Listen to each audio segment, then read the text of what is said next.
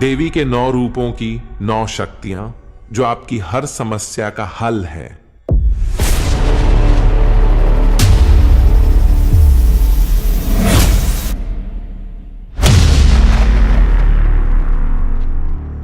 क्या आपने कभी सोचा है कि आपकी जिंदगी की हर उलझन का हल किसी देवी के रूप में छिपा हो सकता है? जब मेहनत के बाद भी फल न मिले, जब रिश्ते बार बार टूटे, जब हिम्मत हार जाए, तो यह कथा आपको सिर्फ कथा नहीं लगेगी, यह आपको लगेगा यह तो मेरी ही कहानी है। इस वीडियो में हम जानेंगे मां दुर्गा के उन 9 रूपों की कथा जो पूजा करने के साथ साथ हर इंसान के जीवन में एक गहरी सीख भी देती है। हर रूप एक उत्तर है, हर रात एक समाधान है। वीडियो शुरू करने से पहले एक छोटी सी विनती, अगर आप चाहते हैं मां की कृपा हमेशा बनी रहे तो अभी भक्ति सफल चैनल को सब्सक्राइब करें, बेल आइकन दबाकर ऑल चुनें, वीडियो को लाइक करें, अपने परिवार और भक्त साथियों में शेयर करें और नीचे कमेंट करें जय माता दी, ताकि मां का आशीर्वाद आप तक तुरंत पहुंचे। क्योंकि आज की यह कथा आपको सिर्फ सुनाई नहीं जाएगी, आपके जीवन में उतारी जाएगी। अब आरंभ करते हैं मां शैलपुत्री से सिद्धिदात्री तक एक ऐसी यात्रा जो आत्मा को बदल देगी। पहला रूप, देवी शैलपुत्री, पहाड़ की बेटी, आत्मा का पहला पुनर्जन्म। जब स्मृति ने फिर जन्म लिया, बहुत समय पहले एक प्रेम था, निस्वार्थ, निडर और अगाध। एक स्त्री ने उस प्रेम को इतना ऊंचा माना कि उसने अपने कुल, अपने पिता, अपने गौरव, सब कुछ त्याग दिया था। वो स्त्री कोई और नहीं बल्कि सती थी, शिव की अर्धांगिनी, शक्ति का सजीव स्वरूप।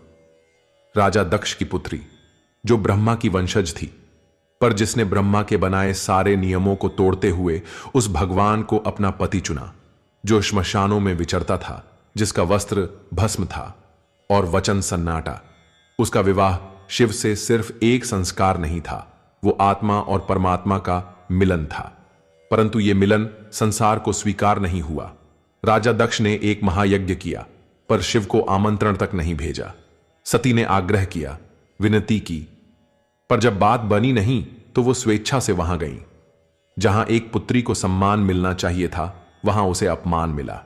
उसके प्रियतम के लिए अशब्द बोले गए और पिता ने अपने अहंकार को अपने प्रेम से ऊपर रख दिया। और तब सती ने किया वो जिसे केवल शक्ति ही कर सकती है। उसने न क्रोध किया न प्रतिशोध, बस अग्नि को देखा और बिना किसी हिचक के स्वयं को भस्म कर दिया। शिव विक्षिप्त हो उठे, उनकी जटाएं कांप उठी, तांडव ने ब्रह्मांड को डरा दिया और सती अब शिव के हृदय में राख बनकर रह गई। पर आत्मा, वो कहां रुकती है? वो लौटी, अपना अधूरा प्रेम लेकर, अपना अधूरा व्रत लेकर, अपनी अधूरी पहचान लेकर। अब जन्म हुआ एक कन्या का, हिमालय की बर्फ से ढकी चोटियों में, जहां आकाश मौन था और नदियां मंत्रों की तरह बहती थीं। राजा हिमवान और रानी मेनावती ने उसे अपनी संतान के रूप में पाया। उसने न रोकर जन्म लिया, न चिल्लाकर, बस मौन थी, जैसे कोई अनुभव दोबारा जीने को आई हो। उसका नाम रखा गया शैलपुत्री। वो थी पहाड़ की बेटी। परंतु क्या वह केवल एक बेटी थी? वो जब गंगा के किनारे बैठती तो जल उसे परिचित लगता, जैसे किसी बीते जन्म की स्मृति। वो जब आकाश देखती तो उसकी आंखों में एक गहराई होती, एक खोज, एक पीड़ा, एक अज्ञात स्मृति। वो सपनों में त्रिशूल देखती थी, कभी समाधि में लीन कोई योगी, और उसके रोम रोम में कंपन होने लगता। उसे शिव का नाम कुछ याद नहीं दिलाता, फिर भी वो उसे सुनते ही अनायास ही नतमस्तक हो जाती। शैलपुत्री को याद नहीं था कि वो कौन थी, पर उसकी आत्मा जानती थी वो अधूरी है। उसे इस बार प्रेम मांगना नहीं था, बल्कि खुद को इस योग्य बनाना था कि शिव उसे फिर से स्वीकार करे। अब उसका जन्म सिर्फ एक बालिका के रूप में नहीं हुआ था, बल्कि दुर्गा के पहले रूप की यात्रा शुरू हुई थी, जब बचपन भी तपस्विनी बना। शैलपुत्री का जन्म भले ही एक कन्या के रूप में हुआ हो, पर उनके भीतर धड़क रही थी एक यात्री आत्मा, जो पहले प्रेम कर चुकी थी, त्याग कर चुकी थी और अब पुनः साधना करने लौटी थी। राजा हिमवान और रानी मेनावती उन्हें सामान्य बालिका समझते रहे, पर धीरे धीरे उन्होंने अनुभव किया, ये बच्ची खिलौनों से नहीं खेलती, ये चांद सूरज की कहानियां नहीं सुनती, ये मौन में बैठती है और मौन से बात करती है। एक दिन शैलपुत्री ने हिमालय की सबसे ऊंची चोटी पर जाने की जिद की। बर्फ वहां इतनी घनी थी कि सैनिक तक कांप उठे, पर वो नन्ही सी बालिका अपने पतले पांवों से वहां चढ़ गई और घंटों उस शून्य में बैठी रही, जहां सिर्फ हवा की साएं साएं थी और भीतर की गूंज। वहां से लौटते हुए उन्होंने केवल इतना कहा, मैं वहां थी जहां पहले भी गई थी। कोई समझा नहीं, पर उनके चेहरे की गंभीरता अब किसी साध्वी जैसी हो चली थी। शिव, ये नाम उन्हें पहली बार किसी आशी से सुनने को मिला, पर जैसे ही नाम कानों में पड़ा उनकी आंखें नम हो गईं। उन्होंने आर्ष से पूछा, क्या वो आज भी तप में लीन है? आर्ष चौंक गए, क्योंकि उन्होंने कभी नहीं बताया था कि शिव कौन है और क्या करते हैं। शैलपुत्री को शिव के बारे में कोई कहानी नहीं बताई गई थी, फिर भी उनके हृदय में उनकी उपस्थिति स्थायी थी। रातों को वो छुपकर गुफाओं में जाकर ध्यान लगाती, जहां हड्डियों की ठंडक भी उन्हें विचलित नहीं करती। उनकी सांसों में अब एक ही नाम होता, शिव, शिव, शिव। राजा हिमवान चिंतित होते, मैनावती डरती, कहीं मेरी बेटी सन्यासिनी न बन जाए। पर यह सन्यास नहीं था, यह था एक अधूरी आत्मा की अनकही पुकार। एक दिन मैनावती ने पूछा, बेटी, तुम इतनी छोटी हो, फिर भी तप क्यों करती हो? शैलपुत्री ने मुस्कुराकर कहा, क्योंकि मेरी आत्मा को विश्राम नहीं चाहिए, उसे मिलन चाहिए। शास्त्रों में कहा गया है, पूर्व जन्म की स्मृतियां यदि गहरी हों तो आत्मा बिना बताए ही अपने मार्ग को पहचान लेती है। और शैलपुत्री उस मार्ग पर चल पड़ी थी जिसे उन्होंने पिछले जन्म में अधूरा छोड़ दिया था। उनकी दिनचर्या साधकों जैसी थी। सूरज से पहले उठना, निर्जल रहकर ध्यान करना और संध्या को मंत्रों का जाप। उनकी हंसी अब किसी आशी की शांति जैसी थी और मौन जैसे कोई मंत्र जिसे केवल आत्मा सुन सकती हो। एक दिन जब उन्होंने आंखें खोलीं तो उन्हें हिमालय के आकाश में एक त्रिनेत्र दिखाई दिया, किसी की दृष्टि जो दूर से उन्हें देख रही थी। शैलपुत्री ने सिर झुका लिया, जैसे उन्होंने पहचान लिया हो कि उनकी तपस्या अब किसी तक पहुंची है। जब संकल्प ने शरीर को पीछे छोड़ा, शैलपुत्री अब बालिका नहीं रही। उनकी आयु भले ही अल्प थी, पर उनके संकल्पों की उम्र सदियों पुरानी थी। राजमहल के आंगन में जहां अन्य कन्याएं कंचे खेलती थीं, वहां शैलपुत्री अकेली बैठी किसी अनदेखे लक्ष्य की ओर देखती रहती। उनके मौन में ऐसा आकर्षण था कि राज कर्मचारी भी आंख मिलाने से डरते थे। उनके भीतर अब कोई और बोल रहा था, कोई पुराना योग, कोई अधूरी स्मृति, या शायद कोई शिव स्वरूप। एक दिन उन्होंने घोषणा की, मैं हिमालय पर तप करने जा रही हूं। राजा हिमवान ने विनती की। रानी मैनावती रो पड़ी, पर शैलपुत्री की आंखें नम नहीं थीं। उनमें केवल निश्चय था, एक ऐसा संकल्प जो शरीर से नहीं, आत्मा से जुड़ा था। वो अकेली निकली, ना कोई सैनिक साथ था, ना सेविका, ना आभूषण। केवल साथ था एक त्रिशूल का स्मरण और भीतर से उठता हुआ शिव, शिव, शिव। पर्वतों की कठिन चढ़ाइयां, बर्फीली हवाएं, भूख की यातना, इन सब ने उनकी देह को तोड़ा, पर उनका ध्यान नहीं हिला। उन्होंने एक कंदरा चुनी, जहां न सूर्य की किरणें पहुंचती थीं, न पंछियों की चहचहाहट, बस मौन था। और मौन में वो बैठ गईं, शून्य को ताकती हुई। शास्त्रों में कहा गया है, नारी यदि साधना में बैठ जाए तो ब्रह्मा भी स्तब्ध हो जाता है। और शैलपुत्री की साधना अब देवताओं के कानों तक पहुंच चुकी थी। इंद्र ने अपनी दृष्टि नीचे डाली, वरुण ने बादलों को रोका और वायु, वो भी रुककर शैलपुत्री की तपश्चर्या को देखने लगी। आशी मुनि विस्मित थे। क्या यह वही आत्मा है जो सती बनकर अग्नि में समा गई थी? एक दिन जब कड़ाके की ठंड में पर्वत कांप रहे थे, शैलपुत्री उसी चट्टान पर निर्जल, निराहार, निस्पंद बैठी रहीं। उनके चारों ओर हिमकण गिर रहे थे, पर वो हिली नहीं। आकाश में गर्जना हुई और एक दिव्य प्रकाश उन पर केंद्रित हो गया। देवताओं ने देखा, उनकी देह कांप रही थी, पर आत्मा प्रज्वलित थी। अब उनकी साधना केवल शिव को पाने की नहीं थी, बल्कि समस्त जगत को दिखाने की थी कि प्रेम की सबसे ऊंची अभिव्यक्ति त्याग और तप में होती है। शैलपुत्री अब केवल हिमवान की बेटी नहीं रही, वो बन चुकी थी तप की मूर्ति, एक चलती फिरती अग्निकुंड जिसकी ज्वाला न आंखों से दिखती थी, पर देवताओं को भी झुलसा देती थी। जब तप को परीक्षा मिली, अंजन पर्वत की शिला पर बैठी शैलपुत्री अब देह को त्याग कर केवल संकल्प बन चुकी थीं। उनकी आंखें बंद थीं, पर भीतर बहुत कुछ देख रही थीं। पुराने जन्मों की छायाएं, शिव की वह छवि जो अब स्मृति नहीं भविष्य बन चुकी थी। पर हर तपस्या की तरह अब उनकी साधना को भी परीक्षा से गुजरना था। इंद्र, जो देवलोक के रक्षक थे, चिंतित हो उठे। यदि ये कन्या ऐसे ही साधना करती रही तो इसका तेज हमसे भी अधिक हो जाएगा। उन्होंने आदेश दिया, कामदेव जाओ, इस कन्या के मन को विचलित करो। कामदेव मुस्कुराया, एक बालिका है, क्या विघ्न डालना कठिन होगा। रात्रि का तीसरा प्रहर था। शैलपुत्री की साधना गहरी थी, पर मन को छू लेने वाली। कामदेव ने वसंत की हवा चलाई, सुगंध बिखेरी और सुंदरतम गंधर्वियों को भेजा। पुष्प बरसने लगे, वीणा की धुन सुनाई दी। शैलपुत्री की देह हिली, लेकिन मन नहीं। कामदेव ने एक आखिरी प्रयास किया। उसने स्वयं उनकी आंखों के आगे एक स्वप्न रचा, जिसमें शिव उनके पास खड़े थे, मुस्कुरा रहे थे, हाथ बढ़ा रहे थे। शैलपुत्री की आंखों से आंसू बह निकले। उन्होंने धीमे स्वर में कहा, मैं इस रूप को नहीं चाहती, मैं उस रूप को चाहती हूं जो अग्नि के भीतर भी साथ चला था। कामदेव चौंक गया। उसने अपना अस्त्र वापस खींच लिया। यह कोई साधारण आत्मा नहीं, यह शक्ति है। तब एक आकाशवाणी हुई, तप की अग्नि को कभी भ्रम की वायु नहीं बुझा सकती। शैलपुत्री अब और भी स्थिर हो गई। कामदेव हार गया। देवता मौन हो गए और सृष्टि ने पहली बार एक कन्या को स्वयं शिव के बराबर तप में बैठा देखा। जब शिव ने पहली बार उत्तर दिया, वर्ष बीत चुके थे, ऋतुएं बदलती रहीं, पर एक चेहरा, एक तपस्विनी अंजन पर्वत पर ज्यों की त्यों बैठी रही। अब वो केवल साधना नहीं कर रही थीं, वो स्वयं तप की मूर्ति बन चुकी थीं। देवताओं ने हाथ जोड़ दिए, ऋषियों ने मौन व्रत लिया और खुद हिमालय भी उनके चरणों को अब शरण समझने लगा था। पर सवाल था, क्या शिव जान रहे थे कि कोई उनके लिए इस हद तक समर्पित है? उत्तर मौन था। एक दिन जब शैलपुत्री ध्यान में लीन थीं, अचानक हवा थम गई, पर्वत का कंपन रुक गया और उनके सम्मुख एक नीली छाया प्रकट हुई।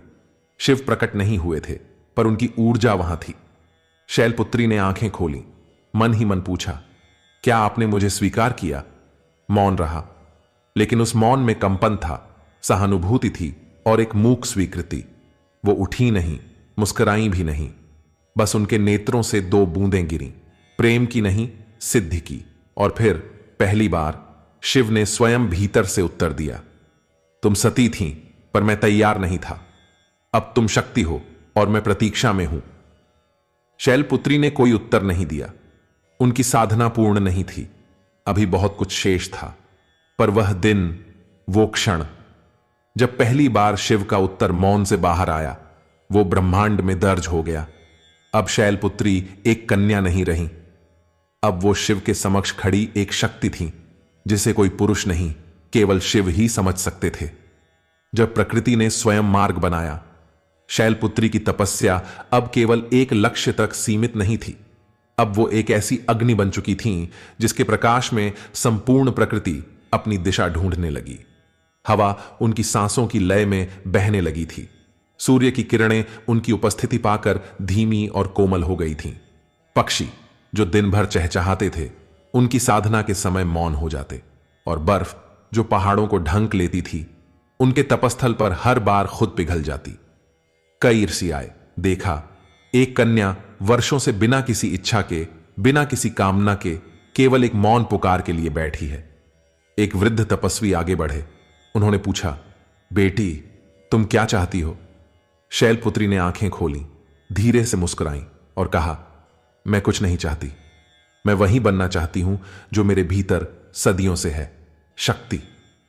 उस उत्तर के साथ जैसे आसमान खुल गया हो। काले बादल हटे, हवा ने सजीवता पाई और एक सौम्य रोशनी उनके चेहरे को स्पर्श कर गई। अब उनकी साधना का प्रभाव पहाड़ों तक सीमित नहीं था। गंगा की धार तेज हो गई थी, जैसे कोई संदेश लिए बह रही हो। वनों के पुष्प समय से पहले खिल गए थे, जैसे वे किसी के स्वागत की तैयारी कर रहे हों। प्रकृति ने उनके तप को अब अपना केंद्र बना लिया था। हिमालय ने अपने मध्य भाग में एक छोटी सी गुफा खोली, जहां शैलपुत्री की साधना और भी गहन हो सके। कहा जाता है वह गुफा आज भी है, जहां जप की अनसुनी ध्वनियां अब भी बहती हैं। तप अब शरीर से परे हो चुका था। शैलपुत्री ने कई दिनों तक ना जल लिया, ना अन्न। उनकी ऊर्जा अब मंत्रों से पोषित होती थी और श्वासों में शिव का ही नाम था। यदि मैं ब्रह्मांड की आत्मा हूं, उन्होंने एक दिन सोचा, तो शिव मेरे भीतर ही होंगे। मुझे उन्हें बाहर नहीं, भीतर खोजना होगा।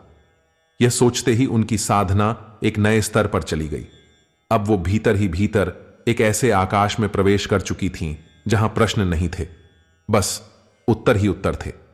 जब शक्ति ने शिव को भीतर पाया, अब शैलपुत्री के शरीर से ज्यादा उनकी चेतना साधना कर रही थी।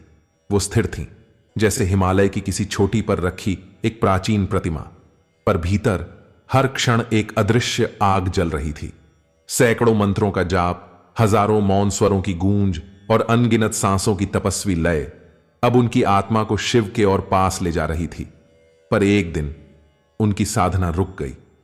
वो एक क्षण के लिए हिली, उनकी आंखें खुलीं और उन्होंने महसूस किया, कुछ अब भी अधूरा है।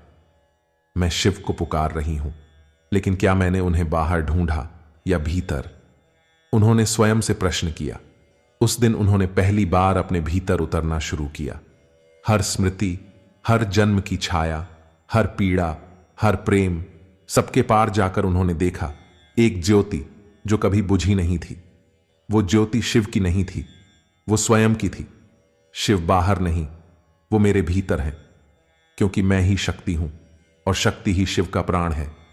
शैलपुत्री ने भीतर से ये वाणी सुनी और फिर पहली बार उन्होंने न शिव का नाम लिया, न उनकी कल्पना की। बस आंखें बंद की और देखा, शिव पूर्ण रूप से उनके भीतर बैठे हैं, मौन में मुस्कराते हुए, तीसरा नेत्र बंद, पर उनकी ऊर्जा पूरी तरह सक्रिय। अब शैलपुत्री की साधना बदल चुकी थी। अब वो मांग नहीं रही थीं, न ही आकर्षित कर रही थीं। अब वो बस स्वीकार कर रही थीं कि शिव कभी दूर थे ही नहीं। जो प्रेम वो बाहर खोजती रहीं, वो भीतर था, हर पल, हर सांस में। जब सप्तराशियों ने प्रश्न किए और शक्ति ने शिव को उत्तर दिया, शैलपुत्री की तपस्या अब चरम पर थी। देवता, सिद्ध, यक्ष, गंधर्व सभी जान चुके थे कि यह कोई साधारण कन्या नहीं, यह वही आत्मा है जो अग्नि से भी जन्म ले सकती है। परंतु अब उनकी तपस्या को एक अंतिम परीक्षा से गुजरना था, जिसे स्वयं शिव ने आदेशित किया था। एक प्रातःकाल जब आकाश हल्का नीला हो रहा था, सप्तर्षि उनके आश्रम में प्रकट हुए। उनकी आंखों में ज्ञान था, पर वाणी में एक विशेष उद्देश्य। कन्या, महर्षि अत्रि बोले, क्या तुम जानती हो जिसे पाने की तुम इतनी दीर्घ तपस्या कर रही हो, वह कौन है? शैलपुत्री ने नजरें झुकाईं। जानती हूं, महर्षि वशिष्ठ ने कहा। वो वैरागी है, श्मशान में रहता है, सर्पों को गहना बनाता है और भूतों के संग विचरता है। महर्षि भृगु बोले, उसका कोई घर नहीं, वो गृहस्थ जीवन नहीं जानता, वो योगी है, जग से परे, नियमों से परे। शैलपुत्री शांत रही, फिर धीरे से बोली, जो श्मशान को भी साधना बना दे, वही तो संसार के बंधनों से मुक्त है। जो सर्पों को गहना मान ले, वो भय को भी सौंदर्य बना सकता है। जो गृहस्थ नहीं, वो आत्मस्थ है। जो योगी है, वही योग का मूल्य है। राशि थोड़ी देर मौन रहे, फिर महर्षि अंगिरा ने पूछा, क्या तुम जानती हो कि वे तुम्हें स्वीकार भी करेंगे या नहीं? शैलपुत्री मुस्कुराई। उनका उत्तर धीमा था, पर आत्मा से निकला हुआ। स्वीकार करें या न करें, यह उनके अधिकार में है, पर समर्पण मेरा कर्तव्य है। मैंने उन्हें पाने के लिए स्वयं को खोया नहीं, स्वयं को पाया है। सप्तराशियों की आंखें अब श्रद्धा से झुक चुकी थीं। वे समझ गए, यह तप नहीं, यह वही शक्ति है जो शिव को पूर्ण करती है। उसी क्षण आकाश से एक मंद रोशनी गिरी, शिव का मौन आशीर्वाद। अब ब्रह्मांड जान गया था, सती फिर लौटी है, और इस बार वो स्वयं को पूरी तरह पहचान चुकी है। जब शिव की बारात चली और संसार चकित रह गया। हिमालय की शिखर पर जब अंतिम तप का दीप बुझा, तो सृष्टि की दिशाओं में एक हलचल उठी। शिव, जिन्होंने युगों से मौन धारण किया था, अब चलने को तैयार थे, विवाह की ओर। गणों ने डमरू उठाया, नंदी ने शिव का वाहन सजाया और कैलाश की चोटी पर भूत, प्रेत, योगी, सिद्ध, नाग, यक्ष सब एकत्र हो गए। यह कोई सामान्य बारात नहीं थी, यह थी विश्व के पहले योगी की बारात। भूत हंस रहे थे, नाग नृत्य कर रहे थे, सिद्ध जन मंत्र जप रहे थे और देवता भी इस विचित्र दृश्य को आश्चर्य से देख रहे थे। शिव ने कोई आभूषण नहीं पहना, केवल राख, भस्म, जटा और गले में सर्प। उनकी आंखों में न कोई श्रृंगार था, न कोई आडंबर, बस एक शांत दीप जो उनके भीतर प्रज्वलित था। बारात जब हिमवान के महल की ओर चली तो पर्वत कांप उठे और रानी मेनावती ने महल की छत से उस दृश्य को देखा और कांप गई। ये विवाह है या विध्वंस? उन्होंने घबराकर कहा। यह तो कोई मृतकों की टोली जैसी लग रही है। क्या मेरी बेटी ऐसे योगी से विवाह करेगी? महल में शोक छा गया, लेकिन उस क्षण शैलपुत्री ने प्रवेश किया। उन्होंने मां का हाथ पकड़ा और कहा, मां, आप जिसे देख रही हैं वो बाहर का रूप है, पर जिसके लिए मैंने वर्षों तप किया वो बाहर नहीं, भीतर से दिव्य है। जिसे संसार भूतों का स्वामी समझता है वो मुझे मेरे अस्तित्व का अर्थ देने आया है। मैनावती मौन हो गई। उन्हें अपनी बेटी की आंखों में वो तेज दिखा जो केवल सत्य को देखने वालों में होता है। शिव आगे बढ़े, हाथ में त्रिशूल, गले में सर्प, नेत्रों में करुणा, और सामने खड़ी थी शक्ति। विवाह हुआ। ऋषियों ने मंत्र पढ़े, गंधर्वों ने गीत गाए और देवताओं ने पुष्प बरसाए। यह विवाह नहीं, सृष्टि के संतुलन का पुनः मिलन था, जब शक्ति ने प्रथम रूप में स्वयं को प्रकट किया। विवाह का यज्ञ पूर्ण हो चुका था। गंधर्वों की स्वर लहरियां शांत हो गई थीं, देवताओं की पुष्प वृष्टि थम चुकी थी, परंतु कैलाश पर एक नई धारणा का जन्म हो रहा था। शैलपुत्री अब केवल एक पत्नी नहीं थी, वो बन चुकी थी शिव की समकक्ष, एक ऐसी शक्ति जो अब किसी परिभाषा की मोहताज नहीं। एक दिन कैलाश की शिला पर शिव और पार्वती साथ बैठे थे।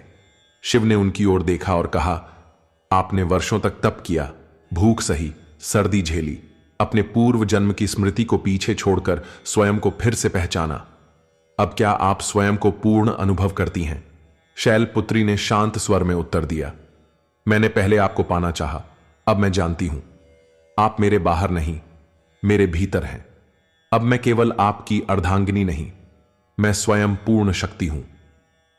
उसी क्षण एक दिव्य प्रकाश उनके शरीर से निकला जो दिशाओं में फैल गया। ऋषियों ने ध्यान में देखा, शक्ति ने अपने प्रथम रूप को प्रकट किया है। देवताओं ने आकाश से घोषणा की, अब नवरात्र का आरंभ इसी रूप से होगा। अब शैलपुत्री केवल एक नाम नहीं, बल्कि हर कन्या का आत्मस्वरूप है।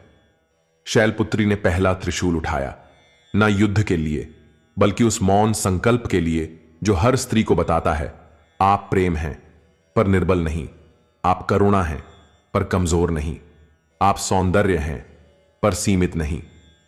शैलपुत्री अब नवरात्र की प्रथम देवी बन चुकी थी और उनका यह रूप आज भी हर कन्या के भीतर उस चेतना को जगाता है जो कहता है, मैं स्वयं संपूर्ण हूं। दूसरा रूप, देवी ब्रह्मचारिणी की कथा। जब विवाह के बाद तब फिर लौट आया। विवाह हो चुका था। शिव और पार्वती अब एक साथ कैलाश पर विराजमान थे, पर यह संगम केवल एक प्रेम कथा नहीं था।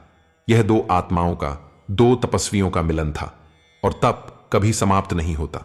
एक दिन शिव मौन साधना से बाहर आए और पार्वती से पूछा, आपने वर्षों तप करके मुझे पाया, अब क्या आप विश्राम लेंगी? पार्वती मंद मुस्कान के साथ बोली, स्वामी, मैंने आपको पाया है, पर अब मैं स्वयं को पूर्ण रूप से पाना चाहती हूं। अब मेरी साधना केवल आपके लिए नहीं, बल्कि उस परम सत्य के लिए होगी जो आपके भीतर भी है और मेरे भीतर भी। अब मैं ब्रह्म की खोज में स्वयं को समर्पित करना चाहती हूं। शिव की दृष्टि में संतोष झलका। उन्होंने सिर झुकाकर कहा, यही शक्ति का मार्ग है, जो प्राप्त कर ले फिर भी खोज न छोड़े। और तब पार्वती ने स्वयं को पुनः साधना में समर्पित कर दिया। उन्होंने श्रृंगार त्यागा, देह की सुख सुविधा से दूर एक गुफा में बैठ गईं। पर्वत की कठोर शिला उनकी आसन बनी और ब्रह्मचर्य उनका मार्ग। इस बार उनका तप शिव को पाने के लिए नहीं था, बल्कि स्वयं के भीतर शिव को अनुभव करने के लिए था। और यहीं आता है वो रहस्य जो बहुतों को भ्रमित करता है। क्या विवाहिता स्त्री ब्रह्मचारिणी हो सकती है? हां, बिल्कुल। ब्रह्मचारिणी का अर्थ केवल अविवाहित स्त्री नहीं है, बल्कि उसका अर्थ है जो ब्रह्म परम सत्य की खोज में अपने जीवन को संयम, साधना और तप में लगाती है। जब पार्वती तप करती हैं, इंद्रियों पर संयम रखती हैं, भोग की बजाय योग का चयन करती हैं, तब वे पूर्ण रूप से ब्रह्मचारिणी बन जाती हैं। इस रूप में वे हमें सिखाती हैं गृहस्थ जीवन में रहकर भी कोई आत्मिक साधना कर सकता है। प्रेम पा लेने के बाद भी आत्मा की गहराई में उतरना बंद नहीं होता। देवताओं ने इस रूप को देखा और नमन किया। यह वही शक्ति है जो विवाह के बाद भी तप से विराम नहीं लेती। ऋषियों ने उन्हें ब्रह्मचारिणी कहा क्योंकि उन्होंने गृहस्थ होकर भी ब्रह्म का वरण किया।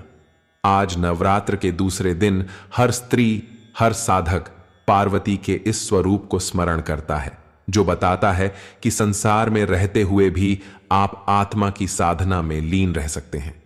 जब साधना ने शक्ति को जलाया, सूर्य हर दिन निकलता, हिमालय की चोटियां चमकती, पर एक साध्वी पर्वत की एकांत गुफा में स्थिर बैठी रहती। न कोई नजर मिलाता, न कोई आवाज आती, पर उस मौन में शब्दों से बड़ी साधना चल रही थी। पार्वती, अब ब्रह्मचारिणी, ने जीवन की हर सुख सुविधा को त्याग दिया था। न सोना, न विश्राम, न भोजन, न फल, सिर्फ एक संकल्प, जब तक मैं स्वयं को शिव स्वरूप में न देख लूं, मेरा हर श्वास एक यज्ञ होगा। शिव ने भी देखा, उनकी अर्धांगिनी अब केवल पत्नी नहीं रही, अब वो तप की जीवित मूर्ति बन गई थी। शास्त्रों में वर्णित है, देवी ने वर्षों तक केवल बिल्व पत्र, जल और वायु से जीवित रहकर शिव की तत्व स्वरूप अनुभूति हेतु तप किया। अंत में वे पूर्णतः निर्जल व निराहार हो गईं। उनकी देह क्षीण होती गई, हड्डियां उभर आईं, किंतु तेज कभी मंद नहीं पड़ा। एक दिन सप्तर्षियों ने दर्शन हेतु गुफा में प्रवेश किया। उन्हें देखकर पार्वती ने नेत्र खोले और उनके तेज से पूरी गुफा प्रकाशमान हो गई। महर्षि अत्रि बोले, देवी, आप यह कैसी साधना कर रही हैं? आपका शरीर पिघल रहा है, पर आपका मुख आभा मंडलित है। पार्वती ने उत्तर दिया, यह देह तप से जल रही है, क्योंकि मैं आत्मा को निर्विकारी करना चाहती हूं। जब तक भीतर का शिव पूर्ण रूप से प्रकट न हो, यह जलना ही मेरा जीवन है। उसी समय एक आकाशवाणी हुई, यह ब्रह्मचारी का चरम है। यह शक्ति अब स्वयं में ब्रह्म बन चुकी है। सभी देवता मौन हो गए। गंधर्वों ने वीणा थाम ली, क्योंकि आज शक्ति ने तप के माध्यम से शिव को भीतर अनुभव किया था। यह वही रूप था जो कालांतर में देवताओं को भी रक्षा देगा और महिषासुर जैसे दैत्यों के अंत का कारण बनेगा। पर अभी वो बस एक शांत तपस्विनी स्त्री थीं, जो आग से जली नहीं, बल्कि आग बन चुकी थीं। जब शिव ने कहा, आप अब शक्ति नहीं, स्वयं ब्रह्म हैं, वर्षों बीत चुके थे। सावन, शरद, हेमंत, ग्रीष्म, हर ऋतु ने पार्वती को तपस्या में बैठे देखा था। वृक्षों ने पत्ते बदले, नदियों ने दिशा बदली, पर एक साध्वी अडिग बैठी रही। शरीर अब अस्थि मात्र था, न नेत्रों में अभिलाषा, न वाणी में शब्द, सिर्फ एक मौन जिसमें शिव की छवि थिर थी। कैलाश से जब जब नंदी नीचे झांकते तो शिव मौन हो जाते। वो समझ रहे थे, अब यह केवल प्रेम की नहीं, बल्कि आत्मा की पूर्णता की यात्रा बन चुकी है। एक रात्रि जब आकाश चंद्रहीन था और वायु भी स्थिर, पार्वती ध्यानस्थ थीं। उसी क्षण एक तेजस्वी प्रकाश उनके समक्ष प्रकट हुआ। शिव का यह रूप न रुद्र था, न भैरव, न तांडव करता। यह था एक निर्विकारी साक्षात ब्रह्म स्वरूप। पार्वती ने आंखें खोलीं, पर नेत्रों में कोई चौंक नहीं, केवल शांत पहचान थी। शिव बोले, आपने वर्षों तक तप किया, भूख, प्यास, निद्रा, सब पर विजय पाई, और अब मैं आपको केवल पत्नी नहीं, बल्कि स्वयं ब्रह्म स्वरूपा के रूप में स्वीकार करता हूं। उन्होंने आगे कहा, जो स्वयं की खोज में स्वयं को ही जला दे, वही शक्ति नहीं, वह स्वयं ब्रह्म होती है। आपने प्रेम में तप किया, तप में आत्मा पाई और आत्मा में ब्रह्म को। पार्वती ने सिर झुका दिया। अब उनका चेहरा किसी स्त्री का नहीं, बल्कि योग में स्थित एक अनंत आत्मा का था। शिव ने उनके माथे पर अपने त्रिशूल की नोक से एक बिंदु अंकित किया। जो बताता था कि अब यह साध्वी अलौकिक सत्ता बन चुकी है। देवताओं ने घोषणा की, अब देवी का यह रूप नवदुर्गा में ब्रह्मचारिणी के नाम से पूजा जाएगा, जो आत्मिक संयम, तप और शक्ति का प्रतीक है। आज जब नवरात्र का दूसरा दिन आता है और साधक ब्रह्मचारिणी का ध्यान करते हैं, तो वे केवल तप की प्रतिमा नहीं, बल्कि उस स्त्री की स्मृति करते हैं जो ब्रह्म को प्राप्त कर चुकी है। जब शक्ति को लोगों ने नमन किया, जब कोई आत्मा पूर्ण निश्चय के साथ तप के मार्ग पर चलती है, तो उसका असर केवल उस पर नहीं, पूरे ब्रह्मांड पर होता है। देवी ब्रह्मचारिणी की तपस्या अब केवल व्यक्तिगत नहीं रह गई थी। उनकी ऊर्जा, उनकी अग्नि अब ब्रह्मलोक, देवलोक और पृथ्वीलोक को स्पर्श कर चुकी थी। देवताओं ने सभा बुलाई। इंद्र ने कहा, हमने महर्षियों को भी ऐसा तप करते नहीं देखा जैसा पार्वती ने कर दिखाया है। अब वो शक्ति नहीं, साक्षात साधना की साकार मूर्ति बन चुकी है। ब्रह्मा जी बोले, इस साधना की ज्योति अब अग्निकुंड नहीं रही, यह एक प्रकाश स्तंभ है जिससे आगे आने वाली सृष्टियां प्रेरणा पाएंगी। विष्णु जी ने ध्यान मग्न स्वर में कहा, इस शक्ति ने न केवल शिव को पाया, बल्कि हमें भी अपनी उपस्थिति का स्मरण कराया है। जब जब अधर्म बढ़ेगा, यह तेज देवी रूपों में प्रकट होकर दुष्टों का विनाश करेगी। गंधर्वों ने अपने गीत रोके, अप्सराएं मौन हो गईं, क्योंकि आज स्त्री का वह स्वरूप जाग उठा था जो न केवल प्रेम करता है, बल्कि आत्मा से ब्रह्म तक पहुंचता है। ऋषियों ने कहा, यह अब पार्वती नहीं रही, यह है ब्रह्मचारिणी, जो साधना की साक्षात परिभाषा बन चुकी है। अब तीनों लोकों में घोषणा हुई, जो संयम से, साधना से ब्रह्म को स्वयं में अनुभव करना चाहे, वो ब्रह्मचारिणी का ध्यान करे। वो शक्ति को बाहर नहीं, भीतर अनुभव करे। आज जब नवरात्र का दूसरा दिन आता है, तो हर स्त्री, हर साधक देवी ब्रह्मचारिणी का ध्यान करते समय अपने भीतर यह संकल्प दोहराता है, मैं भटकता नहीं, मैं ठहरता हूं, मैं मांगता नहीं, मैं साधना करता हूं, क्योंकि शक्ति बाहर नहीं, मेरे भीतर है। जब साधना से शक्ति को अमृतत्व मिला, सृष्टि की गति चलती रही, पर्वतों पर हिम गिरती रही, नदियां बहती रहीं, पर एक साध्वी सदियों की तरह मौन बैठी रही। वो अब केवल ब्रह्मचारिणी नहीं थी, वो बन चुकी थी साधना की ज्वाला, जो ना बुझती थी, ना कांपती थी। देवताओं ने देखा कि उनका तेज अब सीमाओं को लांघ रहा है। उनके तप से चारों दिशाओं में कंपन हो रहा था। नारद मुनि ब्रह्मलोक पहुंचे और बोले, देवताओं को अब छाया में ठहरना पड़ता है, क्योंकि पार्वती जी का तेज इतना दीप्त हो चुका है कि अब कोई भी उनके निकट निगाह नहीं मिला पाता। ब्रह्मा जी बोले, यह तेज उनके तप का नहीं, उनकी आत्मा की शुद्धि का परिणाम है। जिसने मोह, भूख, प्यास, देह, श्रृंगार सबका त्याग कर दिया हो, उसे काल भी छू नहीं सकता।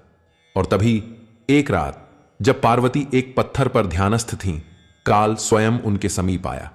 उसने देखा, देह क्षीण पर तेज अमिट, श्वास मंद पर मंत्र स्थिर, नेत्र बंद पर चेतना तीनों लोकों से भी ऊपर। काल ने कहा, हे देवी, आपको मुझसे डर नहीं लगता? पार्वती ने नेत्र खोले, धीरे से उत्तर दिया, जिसने स्वयं को त्यागा हो, वो मृत्यु से क्या डरे? मृत्यु केवल देह को छूती है। मेरा अस्तित्व अब देह नहीं, ध्यान बन चुका है। काल मौन हो गया। उसने अपनी दृष्टि झुका दी और उसी क्षण आकाशवाणी हुई, जो आत्मा इस स्तर पर पहुंच जाती है, उसे मृत्यु नहीं, अमृतत्व मिलता है। ब्रह्मचारिणी अब केवल साध्वी नहीं, वो कालातीत बन चुकी है। शिव ने स्वयं आकर मस्तक पर हाथ रखा और कहा, आपका तप स्वयं शिव को पिघला सकता है। अब आप केवल शक्ति नहीं, सनातन शक्ति हैं, जो न जन्म से बंधी है, न मृत्यु से। उस दिन से देवी ब्रह्मचारिणी हर साधक के भीतर बैठी हैं। जब भी कोई आत्मा पूर्ण समर्पण से साधना करे, तो वहां मृत्यु नहीं, मुक्ति होती है। जब शक्ति के भीतर करुणा का जन्म हुआ, ब्रह्मचारिणी अब केवल एक तपस्विनी नहीं थी, वो वह ज्योति थी जो समर्पण से प्रज्वलित होती है और लोगों के अंधकार को भी अपने तेज से आलोकित कर देती है। वो निर्जल तप में थीं, पर भीतर से सरस्वती की तरह शीतल। उनका ध्यान अब शिव के रूप से निकलकर जगत के दुख की ओर मुड़ गया था। एक दिन उन्होंने हिमगुफा के बाहर एक वृद्ध तपस्वी को कांपते हुए देखा। वो भूखा था, थका था और चेतना खो रहा था। देवी ने अपनी साधना भंग नहीं की, पर उनके नेत्रों से अश्रु बह निकले। उन्होंने मन ही मन कहा, यदि मेरी तपस्या में कोई सत्य है तो यह वृद्ध फिर से स्वस्थ हो जाए। मेरे ध्यान का फल मुझे नहीं चाहिए, बल्कि उन सबको मिले जो अब भी भ्रम और पीड़ा में हैं। और तभी उस वृद्ध के शरीर में कंपन हुआ, उसकी श्वास लौट आई और उसने नेत्र खोलते ही एक दिव्य आभा को देखा जो पार्वती के चारों ओर फैली थी। वो समझ गया, यह कोई साधारण साध्वी नहीं, बल्कि स्वयं करुणा की मूर्ति है। देवताओं ने इसे देखा। इंद्र बोले, जिन्होंने स्वयं को जलाया, अब वही दूसरों के जीवन में प्रकाश भर रही है। शिव ने ध्यान में मुस्कुराकर कहा, अब आप केवल शक्ति नहीं, अब आप करुणाश्रयी ब्रह्म हैं। जो शक्ति तप से पैदा होती है, वो यदि करुणा में बहती है तो वही मुक्ति का मार्ग बन जाती है। अब ब्रह्मचारिणी का तेज केवल तेज नहीं रहा, वो शीतल छाया बन गया, जिसके नीचे बैठकर हर आत्मा अपनी अग्नि शांत कर सकती है। आज जब कोई साधक अपने कष्टों से घबराता है और नवरात्र के दूसरे दिन देवी ब्रह्मचारिणी का ध्यान करता है, तो उसकी आत्मा के भीतर कोई कोमल स्वर फुसफुसाता है, संघर्ष तुम्हें तपस्वी बनाएगा, पर करुणा तुम्हें देवत्व देगी। जब शक्ति ने स्वयं के भीतर शिव को देखा, अब देवी का तप चरम पर था। न देह की चिंता रही, न परिणाम की। मन पूर्ण रूप से नीरव और पारदर्शी हो चुका था। वो न तो कुछ मांगती थीं, न कुछ रोकती थीं, बस मौन थीं। एक दिन ध्यान में लीन पार्वती जी के भीतर एक अद्भुत प्रकाश फूटा। न यह बाहरी दृष्टि से था, न कानों से सुना गया। यह भीतर की दिव्य ज्योति थी। उन्होंने अपनी चेतना को अपने अंतर में गहराई तक पहुंचाया, जहां न कोई नाम था, न कोई रूप, बस एक मौन शिव। शिव वहां थे, न त्रिशूल लिए, न डमरू लिए, न किसी भौतिक रूप में, बल्कि एक दिव्य कंपन, एक शून्य में स्थित पूर्णता के रूप में। देवी ने मन ही मन पूछा, प्रभु, क्या आप अब मेरे सामने नहीं आएंगे? एक शांत उत्तर भीतर से गूंजा, मैं कभी बाहर था ही नहीं। तब से तुमने जो खोजा वो तुम्हारे भीतर ही था। अब तुमने मुझे देखा नहीं, पहचाना है। देवी के नेत्रों से अश्रु बह निकले। उन्होंने कहा, आपको पाने के लिए मैंने देह की मर्यादा छोड़ी, भोजन, निद्रा और श्रृंगार का त्याग किया, पर अंत में मैंने जाना आप मेरे भीतर ही विराजमान थे। वह क्षण योग और भक्ति का चरम था। जब साधक और साध्य एक हो जाते हैं तो प्रेम, भक्ति, तप सब समाप्त नहीं होते, वे विलीन हो जाते हैं। शिव ने भीतर से उत्तर दिया, अब तुम केवल ब्रह्मचारिणी नहीं, अब तुम अविभाज्य शक्ति हो, जिसे संसार मेरी पत्नी कहेगा, पर मैं जानता हूं तुम मेरी आत्मा हो। उस दिन देवी ने एक नया रूप लिया, एकात्मता का रूप, जिसमें शिव और शक्ति अलग नहीं थे, बल्कि एक ही चेतना की दो तरंगें थीं। आज जब कोई साधक ध्यान में बैठता है और आत्मा की खोज करता है, तो देवी ब्रह्मचारिणी के उस स्वरूप को भीतर अनुभव करता है। शिव कहीं बाहर नहीं, वो भीतर है, और शक्ति भी बाहर नहीं, वो स्वयं मैं हूं। जब शक्ति को अपने नव दुर्गा स्वरूप का स्मरण हुआ, तपस्या पूर्ण हो चुकी थी। ध्यान की गहराइयों में अब न कोई आग्रह था, न कोई अपेक्षा। देवी अब स्वयं को पूर्ण अनुभव कर चुकी थीं। गुफा की दीवारें मौन थीं, पर भीतर की चेतना सागर जैसी गहराती जा रही थी।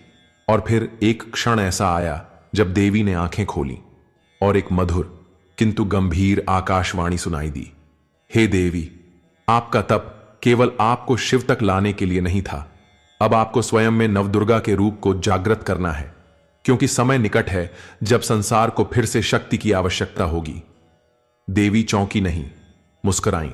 उन्होंने श्वास ली और भीतर कहा, मैं जानती हूं मेरा जन्म केवल प्रेम पाने के लिए नहीं था, बल्कि उस प्रेम को सृष्टि की रक्षा में परिवर्तित करने के लिए था। उन्हें स्मरण हुआ वो हर क्षण जब वे सती थीं, जब अग्नि में प्रवेश किया था, जब हिमालय की बेटी बनकर फिर से तप में उतरी थीं, और अब जब शिव के भीतर के ब्रह्म को स्वयं के भीतर देखा था। अब वे जान चुकी थीं यह कोई अंत नहीं था, बल्कि नवदुर्गा के एक विराट युग की शुरुआत थी। देवताओं ने दूर से देखा, उनके शरीर से एक हल्का दिव्य कनकवर्णी तेज निकलने लगा है।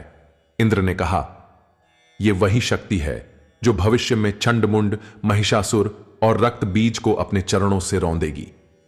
शिव ध्यानस्थ थे, पर उनके नेत्रों में एक शांत मुस्कान थी।